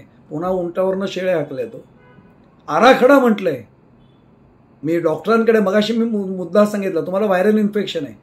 डॉक्टर मग ह्याच्यावर काही नाही, आता सांगण्याचं काम माझं आहे. मी डॉक्टर, मी ओळखलं बरोबर, सांगितलं की नाही मुद्दा तुम्हाला काय झाले ते. अहो काय झाले ते सांगितलं, माझ्यावर उपचार तुम्ही करायचेत ना. हे जर आव्हान आहे, हे आराखडा मंडळ म्हणतंय, मग आराखडा तयार करणाऱ्यांनी त्याला मार्ग नको दाखवायला, पर्याय नको सुचवायला. याला पर्याय काय? निदान राज्य शासनाने लेखी पत्रक काढावं, परिपत्रक काढावं की यापुढे सनावळ्यांवर आधारित, भौगोलिक महत्त्वाच्या स्थळांवर आधारित किंवा इतिहासातील कुठल्याही तारखांवर आधारित एकाही गुणाचा प्रश्न कोणत्याही स्तरावरच्या परीक्षेत येणार नाही. हे म्हणायची तयारी आहे का राज्य शासनाची, शालेय शिक्षण विभागाची? हा खुलासा निसंदिग्ध होणं आवश्यक आहे. नाहीतर हे पाठांतर विद्यार्थ्यांना करावंच लागेल. नुसतंच फक्त हे आव्हान आहे, मग हे आव्हान कायम ठेवतो हे तरी म्हणा, किंवा हे आव्हान यापुढे कायम राहील असं तरी म्हणा. आणि आव्हान संपवायचं असेल तर आम्ही ही ठोस उपाययोजना घेऊन आलोय हे तरी म्हणा. नाहीतर मग आराखडा या शब्दाला अर्थ काय झाला? आराखडा असून जर आम्हाला संदिग्धताच ठेवली जाणार असेल तर त्याला आराखडा म्हणणार का फक्त अभिप्राय पत्रक म्हणणार? हा त्यातला माझा मुद्दा आहे. आपण अगदी शेवटच्या भागाकडे आता येऊया. 254 क्रमांकाचं पान आलंय. 8.3.2.3 माध्यमिक स्तर व्यावसायिक शिक्षणाच्या संदर्भात आहे. इयत्ता 9वी आणि 10वी 254 पृष्ठ क्रमांक. अ मुद्द्यात म्हटले, विद्यार्थ्यांना 2 वर्षाच्या कालावधीत 6 व्यवसायांबाबत शिक्षण दिले जाईल. ते स्तुत्य आहे हो. विद्यार्थी स्वतःच्या पायावर उभा राहावा, चांगली कल्पना आहे. किती शाळा सक्षम येतो हे 6 व्यवसायांबद्दल शिक्षण द्यायला? याबाबत काही सर्वेक्षण केलंय राज्य शासनाने किंवा आराखडा मंडळाने? केलेलं नाहीये. मी पुन्हा सांगतोय, केलेलं असेल अधिकृत अहवाल, लेखी अहवाल अधिकृत स्वरूपात शासनाने आणावा जनतेसमोर, पब्लिक डोमेनमध्ये तो खुला करावा. हा त्यातला महत्वाचा भाग आहे. 273 पानावर या. परिस्थितीचे सक्षमीकरण शिक्षक आणि तज्ज्ञ प्रशिक्षक 8.10.1 273 पृष्ठ क्रमांक, त्यात म्हटलंय वर्तमान BEd आणि ते सगळं पुढचं वाक्य मी वाचत नाही. तथापि माध्यमिक स्तरासाठी तज्ज्ञ शिक्षकांची नियुक्ती करणे आवश्यक असेल. माझा साधा प्रश्न आहे राज्य शालेय शिक्षण विभागाला आणि आराखडा मंडळाला सुद्धा. जर माध्यमिक स्तरात तथापि म्हटलंय, तथापि म्हणजे परंतु, म्हणजे आधी वर्तमान पद्धती त्यांनी दिली BEd DEd वगैरे शिक्षक सगळे आहेत वगैरे, पण तथापि म्हणजे परंतु माध्यमिक स्तरासाठी तज्ज्ञ शिक्षकांची नियुक्ती करणे आवश्यक ठरेल. 2 प्रश्न उपस्थित होतात की सद्यस्थितीत माध्यमिक स्तरासाठी तज्ज्ञ शिक्षकांची नियुक्ती करणे आवश्यक असेल म्हणतात, म्हणजे आता आवश्यक नाही असं शासनाला म्हणायचंय का शासन असं मान्य करतंय की आता सद्यस्थितीत शाळांकडे तज्ज्ञ शिक्षक उपलब्ध नाहीत असं शासनाला म्हणायचंय का? आणि तिसरा मूलभूत प्रश्न, मग शिक्षक प्रतिनिधींना मुद्दाम सांगेन, नीट ऐका. BEd DEdचे कोर्सेस शासनाने तयार केलेत ना, आता त्याच्यात बदल सुचवलाय वगैरे सगळं मान्य आहे, ते नंतर होणार आहेत. म्हणजे आत्तापर्यंतचे BEd प्रशिक्षित DEd प्रशिक्षित जे शिक्षक आहेत किंवा अन्य कुठेही अगदी TET सकट असेल, हे तज्ज्ञ मार्गदर्शक नाही आहेत असं शासन स्वतः म्हणू इच्छित आहे का? शासनाला असंच म्हणायचं आहे का? संदिग्धता ठेवू नका, निसंदिग्धपणे म्हणा की आत्ताचे शिक्षक तज्ज्ञ नाहीत म्हणा. मग त्याची उत्तर शिक्षण विभागाला, शालेय शिक्षण विभागात ते शिक्षक देण्यास समर्थ आहेत, हेही मी जाहीरपणाने सांगतो. शिक्षकांनी त्यांची गुणवत्ता अनेक वर्षांपासून सिद्ध केले. किंबहुना डॉक्टर APJ अब्दुल कलाम जेव्हा यशस्वी विद्यार्थी ठरतात त्यांच्या मागे कोणीतरी शिक्षक होते ना हो, मग त्यांना तज्ज्ञ शिक्षक म्हणणार नाही का आम्ही? आमच्या विद्यार्थ्यांच्याच माध्यमातून अनेक शास्त्रज्ञ आत्तापर्यंत झालेत ना तयार. मग BEd DEd याच्यामध्ये शिक्षक म्हटल्यानंतर तथापि माध्यमिक स्तरासाठी तज्ज्ञ शिक्षकांची नियुक्ती करणे आवश्यक असेल, हे जेव्हा आराखड्यात वाक्य आम्ही टाकतो, माझा आक्षेप आहे की आत्ता तज्ज्ञ शिक्षक नाहीत असं शासनाला म्हणायचंय, आराखडा मंडळाला म्हणायचंय. आणि असं जर ते म्हणत असतील की आता तज्ज्ञ शिक्षक नेहमी निषेध करतो, त्यांनी मान्य करावं की आमचं हे वाक्य वापरताना थोडी गफलत झाली. याचा लेखी खुलासा शासनाने जनतेसमोर आणावा, हे माझे हात जोडून शासनाला प्रार्थना आहे की असं मोघम विधान नका करत जाऊ. हा मान्य, त्याच्यामध्ये काही बदल करायचे असतील तर मागवा सूचना की अजून शिक्षकांना काय प्रशिक्षण द्यावं असं शिक्षकांना वाटतं, त्याबाबत शिक्षकांच्या, अनुभवी शिक्षकांच्या मुलाखती घ्या की अशा प्रशिक्षणामध्ये अन्य कोणते मुद्दे असावेत की जेणेकरून अधिक फायदा, अधिक लाभ शिक्षकांना अध्यापन कार्य करताना होईल, याबाबत खुलासा होऊ शकतो, त्याच्यामध्ये सुधारणा होऊ शकते. 296 पान मी मगाशीच म्हटलं, पण आता शेवट भागाकडे येऊ भराभर. आता इयत्ता 11वी 12वी माध्यमिक सत्र टप्पा क्रमांक 2 याच्यामध्ये दुसरा मुद्दा आलेला आहे, विषय निवड. विषय 1, 2 भाषा आणि विषय 3, 4, 5, 6 वैकल्पिक विषय, पृष्ठ क्रमांक 296. यात मोठा मुद्दा मी सोडून देतो, शेवटचा भाग. या निवडलेल्या भाषे व्यतिरिक्त कोणतीही एक भाषा, मूळ भारतीय भाषा आणि अन्य विदेशी भाषांपैकी एक, पुढे काही मुद्दे आहेत. तथापि विद्यार्थ्याला 2 भाषांव्यतिरिक्त एक अधिकची भाषा वैकल्पिक विषय म्हणून निवडायची असल्यासाठी ... पुढे. ही व्यवस्था कोणी उपलब्ध करून द्यायची हो? शाळांनी ना. मग त्याची आर्थिक तरतूद काय? त्यासाठी विद्यार्थ्यांकडनं आवश्यक ते शुल्क आकारण्यास शाळांना राज्य शासनाचा शिक्षण विभाग लेखी परिपत्रकाद्वारे अधिकृत अनुमती देणार आहे का? आणि जर ती देणार नसेल तर शाळेने हा निधी कुठनं उभा करायचा? आणि जर तो होणार नसेल आणि शाळा म्हणतील आम्ही नाही सक्षम, मगाशी सुरुवातीला मी काढलेला मुद्दा, शाळांनी जर सांगितलं की आम्ही सरेंडर करतो, आम्ही नाही चालवू शकत शाळा, तर अशा विद्यार्थ्यांची जबाबदारी राज्य शासन घेऊ शकेल का? हा साधा मुद्दा आहे. आणि राज्य शासनाला घ्यायची नसेल तर खाजगीकरणाच्या माध्यमातून विद्यार्थ्यांना नको तिथे ढकलायचा शासनाचा डाव आहे का? का शिक्षणाचं संपूर्ण खाजगीकरणच फक्त करायचं आहे की विद्यार्थ्यांना वाटेल त्या कुठल्या तरी व्यवस्थापनाकडे सोपवून शासन मोकळं होणार आहे की नाही आमच्याकडे पण पैसा नाही, शाळा तुम्ही नाही ना उभा करू शकत, चला आम्ही देतो दुसऱ्यांकडे व्यवस्थापन. एवढा हा क्षुल्लक विषय आहे का? एवढा वरवर विचार करण्याचा विषय आहे का? यामागे राज्य शासनाने नेमका कोणता विचार केलाय याचा खुलासा होणं आवश्यक आहे. पुढचा अगदी एक भाग मुद्दामून सांगतो, 306 पृष्ठ क्रमांक काढा. शालेय संस्कृती आणि प्रक्रिया 1.3.3.4 कामांची विभागणी. यात शाळेच्या भोजन कक्षात विद्यार्थ्यांनी काय काय करून घ्यावं विद्यार्थ्यांकडनं हे शाळांना त्यांनी सुचवले आराखड्याच्या माध्यमातून.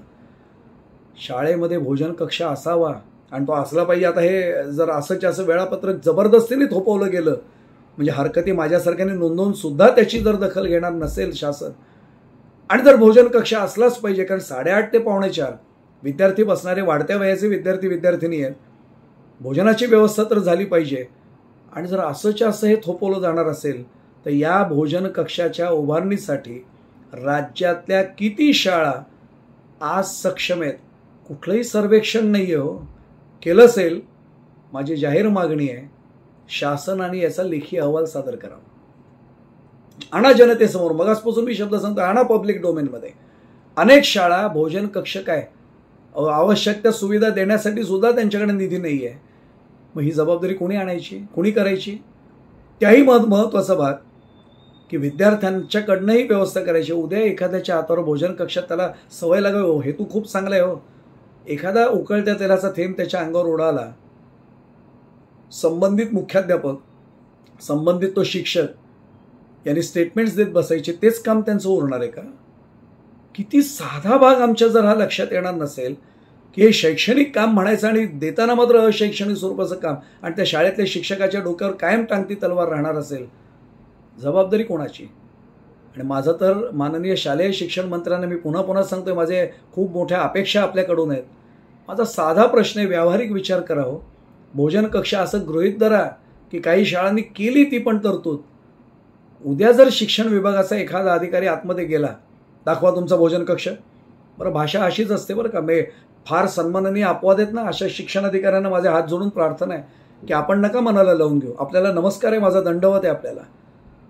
पण खाजगी शाळांच्या अनेक मुख्याध्यापकांना आपण विश्वासात घेऊन विचारा माननीय मंत्री महोदय, काय अनुभव आहेत त्यांचे, कशा पद्धतीने त्यांच्याशी भाषा केली जाते, कशा पद्धतीने बोललं जातं. मी पुन्हा पुन्हा सांगतो, बिचाऱ्या त्या मंडळींचे जे शाळेतले आहेत ना, शिक्षक असतील, मुख्याध्यापक असतील, यापैकी काही टक्के जर मुख्याध्यापक थोडंसं धाडस असलेले सोडले ना, बाकी कोणाची बोलण्याची हिंमतच होत नाही हो. म्हणून ते बिचारे बोलत नाहीत आणि माननीय मंत्री महोदयांपर्यंत या गोष्टी पोहोचत नाहीत. आणि त्यांच्यापर्यंत पोहोचणं त्याची काळजीही कदाचित घेतली जात असेल. पण मी बोलणार आहे, कुठल्या भाषेत त्या मुख्याध्यापकांशी बोललं जातं जाऊन विचारा एकदा. तुम्हाला नसतील कोणी भेटले माननीय मंत्री महोदय, तर मी असे मुख्याध्यापक, असे शिक्षक, आपण जर त्यांना अभय देणार असाल तर मी आपली भेट त्यांच्याशी घडवून आणू शकतो. काय प्रकारची भाषा केली जाते, काय व्यवहार होतात.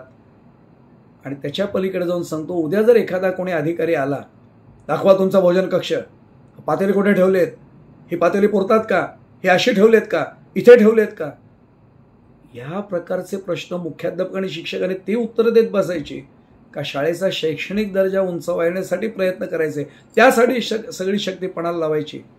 याचं उत्तर कधीतरी आम्हाला मिळालं पाहिजे ना. आणि हे अंमलबजावणी होण्याच्या आत मिळालं पाहिजे, म्हणून हे प्रश्न उपस्थित करतोय. अव्यवहारिक भाग नका मध्ये आणत जाऊ, हा माझा कळकळीचे हात जोडून प्रार्थना त्याचा भाग आहे. 302 क्रमांकावर या. अगदी शेवटच्या टप्प्याकडे आपण आता आलोय. मूल्य आणि स्थायी भाव. काय आराखड्यात हो संदिग्धता असावी. 1.2.2 मुद्दा आहे, राष्ट्रीय शैक्षणिक धोरण 2020.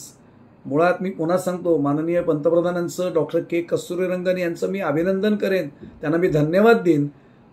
खूप चांगला हेतू ठेवून नवीन आराखडा आलाय. मी त्याचं 100% मनापासून तात्विक पातळीवर स्वागत करतो. संकल्पना खूप चांगल्या आहेत. व्यावहारिक पातळीवर जेव्हा आराखडा आम्ही म्हणतो आणि त्याच्यात जेव्हा अशी संदिग्धता येते आणि शाळा अडचणीत येणार असतील आणि शाळा जर सरेंडर करणार असतील स्वतःला, तर शासनाला हे अभिप्रेत आहे का, माझा पुन्हा पुन्हा प्रश्न आहे. त्यामध्ये काय म्हटलंय, शिक्षा करू नयेत वगैरे सगळं ते झालंय आतापर्यंत सांगून हो, बंदही झाल्यात शिक्षा.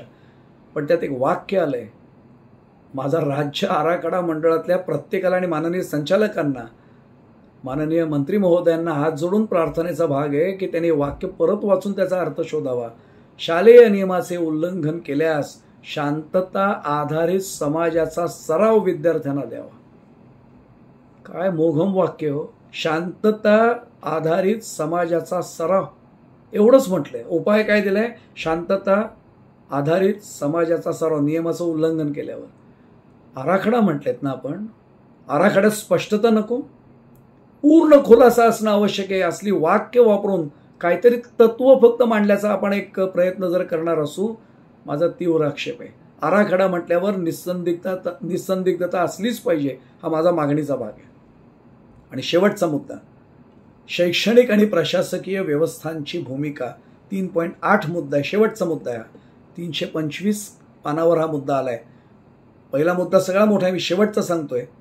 शिक्षकांची उपलब्धता, अध्ययन अध्यापन साहित्याचा वेळेवर पुरवठा, नियमित देखरेख, प्रगतीचा आढावा यासह संसाधनांच्या सर्व पैलूंसाठी योग्य अर्थसंकल्पीय वाटप सुनिश्चित करण्यात प्रशासकीय यंत्रणेची महत्त्वपूर्ण भूमिका आहे. माझा शालेय शिक्षण विभागाला हात जोडून प्रश्न आहे, तपशील नको नमूद करायला याच्यात. प्रशासकीय यंत्रणेची महत्त्वपूर्ण भूमिका. किती शाळांना आपण वेतनेतर अनुदान देत आहे हो? किती शाळांना आपण RTEचं सुद्धा निधी उपलब्ध करून दिलाय? किती शाळांना येणं बाकी राहिलंय? आणि बाकी प्रशासकीय यंत्रणेची महत्त्वपूर्ण भूमिका आहे हे बंधनकारक आहे असं का नाही म्हटलं आपण? की हे त्यांनी उपलब्ध करून द्यावं, किंबहुना राज्य शासनाच्या शिक्षण विभागाने ही जबाबदारी घ्यावी. माझे हात जोडून मागणी आहे की हे वाक्य आणा, मग पुढचं सगळं त्याच्यामध्ये टाका. हे मी फक्त जेवढे उपलब्ध वेळेचं मर्यादा लक्षात घेऊन, कारण या माध्यमातून आपल्यासमोर किती वेळ मी बोलू शकेन, पण माझी कळकळीची पुन्हा पुन्हा हात जोडून राज्यातल्या सर्व शिक्षकांना, सर्व शिक्षण संस्थांच्या संचालकांना, व्यवस्थापन मंडळाला आणि सर्वात महत्त्वाचं पालक आणि शिक्षक यांना, कारण आपण सर्वजण महत्त्वाचं, विद्यार्थी बिचारे वयाने लहान आहेत, त्यांच्या सगळ्यांच्या भवितव्याचा हा प्रश्न आहे. हा आराखडा म्हणून जर प्रस्तुत झालेला असेल तर आराखड्यावर हरकती नोंदवल्या गेल्या नाहीत या तांत्रिक कारणास्तव. आणि माझा पुन्हा पुन्हा आक्षेप आहे जो सुरुवातीला घेतला तो, 23 मेला आराखडा आपण जनतेसमोर आणताय आणि 3 जून त्याची शेवटची मुदत हरकती नोंदवण्याची घेत आहे. एवढ्या कमी मुदतीमध्ये राज्याच्या पिढ्यांवर ज्याचा गंभीर परिणाम होणार आहे अशा आराखड्यासाठी एवढी अल्पमुदत. अहो, साधा DP प्लॅन असेल तरी 3 महिन्यांची मुदत मिळते, त्याच्यावर हरकती घेतल्या जातात, सुनावणी घेतली जाते. या आराखड्यामध्ये स्पष्ट म्हटलेलंच नाही आम्ही हरकती, मी नोंदवली हरकत, लेखी नोंदवले, लेखी पत्र माझं गेलेलं आहे, याच्यात स्पष्टता दिले. माननीय राहुल रेखावारजी, आपल्याला माझा प्रश्न आहे, आपण फक्त हरकती मागवल्या आहेत, पण याबाबत सुनावणी घेतली जाईल, योग्य मुदतीत आपल्याला संधी दिली जाईल प्रत्यक्ष उपस्थित राहण्याची, याचाही उल्लेख नाही हो. मग या आराखड्याचं राज्य शासनाने असा निर्णय तर नाही ना घेतलेला की आपण हरकती घ्या, नका घेऊ, किंबहुना येऊच नयेत. माझा पुन्हा पुन्हा फार जबाबदारीने हे विधान आहे की 3 जूनपर्यंत, म्हणजे शाळा बंद असताना आपण नेमका हा आराखडा आमच्यासमोर मांडताय.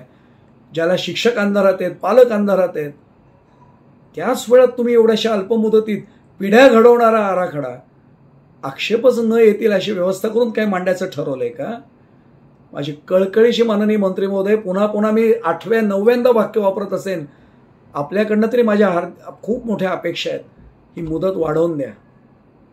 दिलं असेल परिपत्र, काढलं गेलं असेल माननीय संचालकांकडून की 3 जूनपर्यंत हरकती नोंदवाव्यात. शाळा 15 जूनला उघडणार आहेत ना, आराखडा पुन्हा संकेतस्थळावर आणा आणि किमान त्याच्यापुढे 1 महिना मुदत द्या, म्हणजे 15 जुलैपर्यंत येऊ देत ना हरकती. पाऊस पडेल समजा हरकतींचा, चांगलं घडवायचं ना, वाईट आक्षेप कोणीच घेणार नाही, कारण तत्वतः या आराखड्याला विरोध कोणाचाच नाही हो. विद्यार्थ्यांचं चांगलं व्हावं हे सगळ्यांना वाटतंय, पण जर आम्ही संधीच देणार नसो आणि आम्ही सांगतोय तेच तुम्हाला अंमलात आणावं लागेल, अशी जर एकेकोडपणाची भूमिका असेल तर मला नाही वाटत यातनं काही चांगलं साध्य होईल. कारण एक तर शाळा कागदावर दाखवतील काहीतरी केल्यासारखं, किंवा ज्या तळमळीने करायचा प्रयत्न करतील आणि जेव्हा लक्षात येईल की आम्ही हे करायला असमर्थ आहोत, त्या शाळा बंद करण्याचा पर्याय जर त्यांनी निवडला, मग हे शैक्षणिक नुकसान आहे का हा शैक्षणिक फायदा आहे, याचं कुठेतरी चिंतन होणं आवश्यक आहे. हे नकारात्मक भूमिकेतनं मी मांडत नाही, माझे हात जोडून कळकळीची प्रार्थना सर्वांना आहे. याचा नकारात्मक भाग किंवा नकारात्मक माझी मानसिकता असं समजू नका. माझी कळकळीची प्रार्थना राज्य शासनाला की त्यांनी दखल घ्यावी, सर्वांना सहभागी करून घ्या ना. शिक्षण क्षेत्रात जी मंडळी अनेक वर्ष काम करतायत, मग ते व्यवस्थापनाचे सुद्धा असतील लोक, म्हणजे ज्याला आपण काय म्हणू संस्था चालक असतील काही अनुभवी, त्यांना तुम्ही विश्वासात घ्या. मुख्याध्यापक पदावरनं अनेक वर्ष चांगल्या चांगल्या शाळांमध्ये ज्यांनी काम केलंय अशा निवृत्त मुख्याध्यापकांना एकदा विश्वासात घ्या. जे आता प्रत्यक्ष शाळेत कार्यरत आहेत अशा मुख्याध्यापकांना, काही जुने शिक्षक आहेत कार्यरत आहेत, निवडा तुम्ही हो, आम्हाला विचारूही नका, पण त्यांना तरी विश्वासात घ्या. त्यांची एक बैठक घ्या, एक काय काही बैठका घ्या, त्यांना वेळ द्या. या सगळ्यांची मतं येतील, नाहीतरी 2025 आपण हे अंमलात आणण्याचं ठरवलेलं आहे. मग त्यांना घ्या ना विश्वासात. तुमचा हेतू चांगला आहे ना, मग लपवता कशासाठी? माझी पुन्हा पुन्हा कळकळीची विनंती आहे, या सर्वांना आपण विश्वासात घ्या, त्यांची चर्चासत्र घ्या, प्रॅक्टिकली त्यांना काय अशक्य आहे त्यांच्याकडनं मतं जाणून घ्या, यातनं व्यावहारिक मार्ग नेमका काय करता येईल याच्याबद्दल सकारात्मक चर्चा घडवून आणा. आणि ही जबाबदारी शासनाचीच आहे ना, ती घ्यावी त्यांनी आपल्या शिरावर, चर्चासत्र घ्यावीत. आम्ही सगळेजण शिक्षण क्षेत्रातले कार्य करणारी मंडळी सकारात्मक दृष्टिकोनातून त्यांना सूचना करायला तयार आहोत, पण त्या सूचनांचा त्यांनी विचार करावा ही कळकळीची प्रार्थना आहे. जे महाराष्ट्रातले शिक्षक आमदार आहेत, या सगळ्या माननीय शिक्षक आमदारांना आणि पदवीधर मतदारसंघातले जे आमदार महाराष्ट्रातले निवडून गेलेले त्यांना देखील, आणि राज्य शासनाचे माननीय मुख्यमंत्री, माननीय दोन्ही उपमुख्यमंत्री, माननीय शालेय शिक्षण मंत्री आणि महाराष्ट्र विधानसभा आणि विधान परिषदेचे सर्वच्या सर्व सन्माननीय आमदार, माझे हात जोडून मी पुन्हा पुन्हा सांगतो, मी शिक्षक आत्ता कुठेही सेवेमध्ये नाही आहे. मला या आराखड्याची प्रत्यक्ष शाळेत जाऊन अंमलबजावणी नाही करायची. मी आता पालक भूमिकेतही नाही. माझे विद्यार्थी, माझे पाल्य मोठे झालेले आहेत. आता मी तळमळीने जे बोलतोय ना, हे महाराष्ट्रातल्या भावी पिढ्यांसाठी बोलतोय. ही माझी भूमिका कृपा करून लक्षात घ्या. माझा कुठलाही नकारात्मक दृष्टिकोन नाही आणि वैयक्तिक स्वार्थ तर त्याहूनही नाही आहे. माझी सर्व सन्माननीय आमदार महोदयांना देखील विनंती आहे, माननीय राज्य शासनाला विनंती आहे आणि सर्व ब्युरोक्रॅट्सना, शासनाच्या शिक्षण विभागाच्या सर्व सन्माननीय अधिकाऱ्यांना विनंती आहे की आपण कृपा करून सकारात्मक दृष्टिकोन ठेवा. मुदतवाढ द्या हरकती नोंदवण्यासाठी, प्रस्ताव मागवण्यासाठी. 15 जूनला शाळा उघडल्या की पुन्हा एकदा हे डोमेनमध्ये, पब्लिक डोमेनमध्ये आणा. ही लिंक सगळ्यांना उपलब्ध करून द्या. शाळांना जशी एरवी बारीक बारीक परिपत्रकं काढता की नाही, काढा परिपत्रकं. मुख्याध्यापकांकडनं सुद्धा सूचना मागवा. त्यांना सांगा सगळ्यांना की 1 महिन्याची मुदत दिली, 15 जुलैपर्यंत दिले. सर्व पालकांपर्यंत हा विषय पोचवा. एक पालक सभा त्याच्यावर होऊ द्यात. किती पालक येतील तो शाळांचा विषय असेल, पण पालक सभा शाळांना सांगा बोलवा. पालकांकडनं सुद्धा हरकती मागवा. 15 जुलैपर्यंत ही मुदत दिल्यानंतर मग मी म्हटलं तसं निवड शासनाने करावी हो, त्यांचा अधिकार आहे कोणाला बोलवायचं. पण काही संस्था चालक, काही सेवानिवृत्त मुख्याध्यापक, काही सेवानिवृत्त शिक्षक आणि आत्ताचे विद्यमान काही मुख्याध्यापक, काही विद्यमान शिक्षक आणि एकूणच शिक्षण क्षेत्रामध्ये जे शासनाला योग्य वाटतील त्यांना शासनाने बोलवावं, त्यांचा मुक्त परिसंवाद ठेवावा. सगळे सकारात्मक दृष्टीने शासनाला सहकारण. विद्यार्थी आपले आहेत, शेवटी राज्यातले विद्यार्थी आपले विद्यार्थी आहेत आणि यांना आपण इन्व्हेस्टमेंट समजून नीट तयार करणार आहोत. ही खरंच भूमिका असेल, सकारात्मक भूमिका असेल, यात कोणाचीही हरकत असण्याचं कारण नाही आहे. त्यामुळे माझी पुन्हा पुन्हा शेवटी विनंती आहे, सर्वांना आपण ही संधी द्यावीत, ही मुदत वाढवून द्यावी. त्या टेक्निकल याच्यावर आपण अडू नये आता की 3 जूनच शेवटची होती. वाढवा मुदत मगाशी म्हटल्याप्रमाणे, ती किमान 15 जुलैपर्यंत पुढे जावी. 15 जूनला पुन्हा सगळ्यांना विश्वासात घेऊन सांगावं. पालक, शिक्षक, व्यवस्थापक या सगळ्यांकडनं हरकती मागवाव्यात, प्रस्ताव मागवाव्यात, सूचना मागवाव्यात आणि मग त्यांची राज्य शासनाने बैठक. आणि मी पुन्हा सांगतो, आमच्यासारख्यांना बोलवा हे मी म्हणत नाही, शासनाला जे योग्य वाटेल त्यांना बोलवा, पण बोलवा आणि चर्चा करा आणि चांगला मार्ग यातनं काय निघेल, व्यावहारिक दृष्ट्या यातनं योग्य काय करता येईल, एवढीच आपण प्रयत्न करावेत. हे हात जोडून सर्वांना प्रार्थना आहे. आणि माझी जे राज्यातले सगळ्यांपर्यंत हे माझं बोलणं पोहोचेल अशा सगळ्या मंडळींना हात जोडून प्रार्थना आहे की याच्या मागची माझी तळमळच आपण समजून घ्या. माझा पुन्हा पुन्हा सांगतो, काही वैयक्तिक स्वार्थ नाही. मी शाळेतला शिक्षक नाही आहे, मी आता पालक भूमिकेत नाही आहे, पण शिक्षण क्षेत्रात 40 वर्ष काढल्यानंतर काय धोके दिसत आहेत हे जाणवणारा, एक तळमळीने भूमिका मांडणारा एक कार्यकर्ता शिक्षण क्षेत्रातला, या भूमिकेतनं माझं म्हणणं आपण ऐका ही माझी प्रार्थना आहे. एवढंच आपल्या चरणाशी सर्वांच्या प्रार्थना ठेवतो की हा विषय एवढा हलकेपणाने नका घेऊ. याचा आपल्या सर्व महाराष्ट्राच्या पुढच्या पिढ्यांवर परिणाम होणार आहे हे जाणीव ठेवून यातनं काय नेमका मार्ग काढता येईल याच्या सर्वांनी आपण एकत्र येऊन चर्चा करूया आणि यातनं चांगलं काही निष्पन्न होईल अशी सदिच्छा एक व्यक्त करतो आणि या ठिकाणी माझ्या वाणीला पूर्ण करून देतोय. मनापासून सर्वांना धन्यवाद आणि नमस्कार.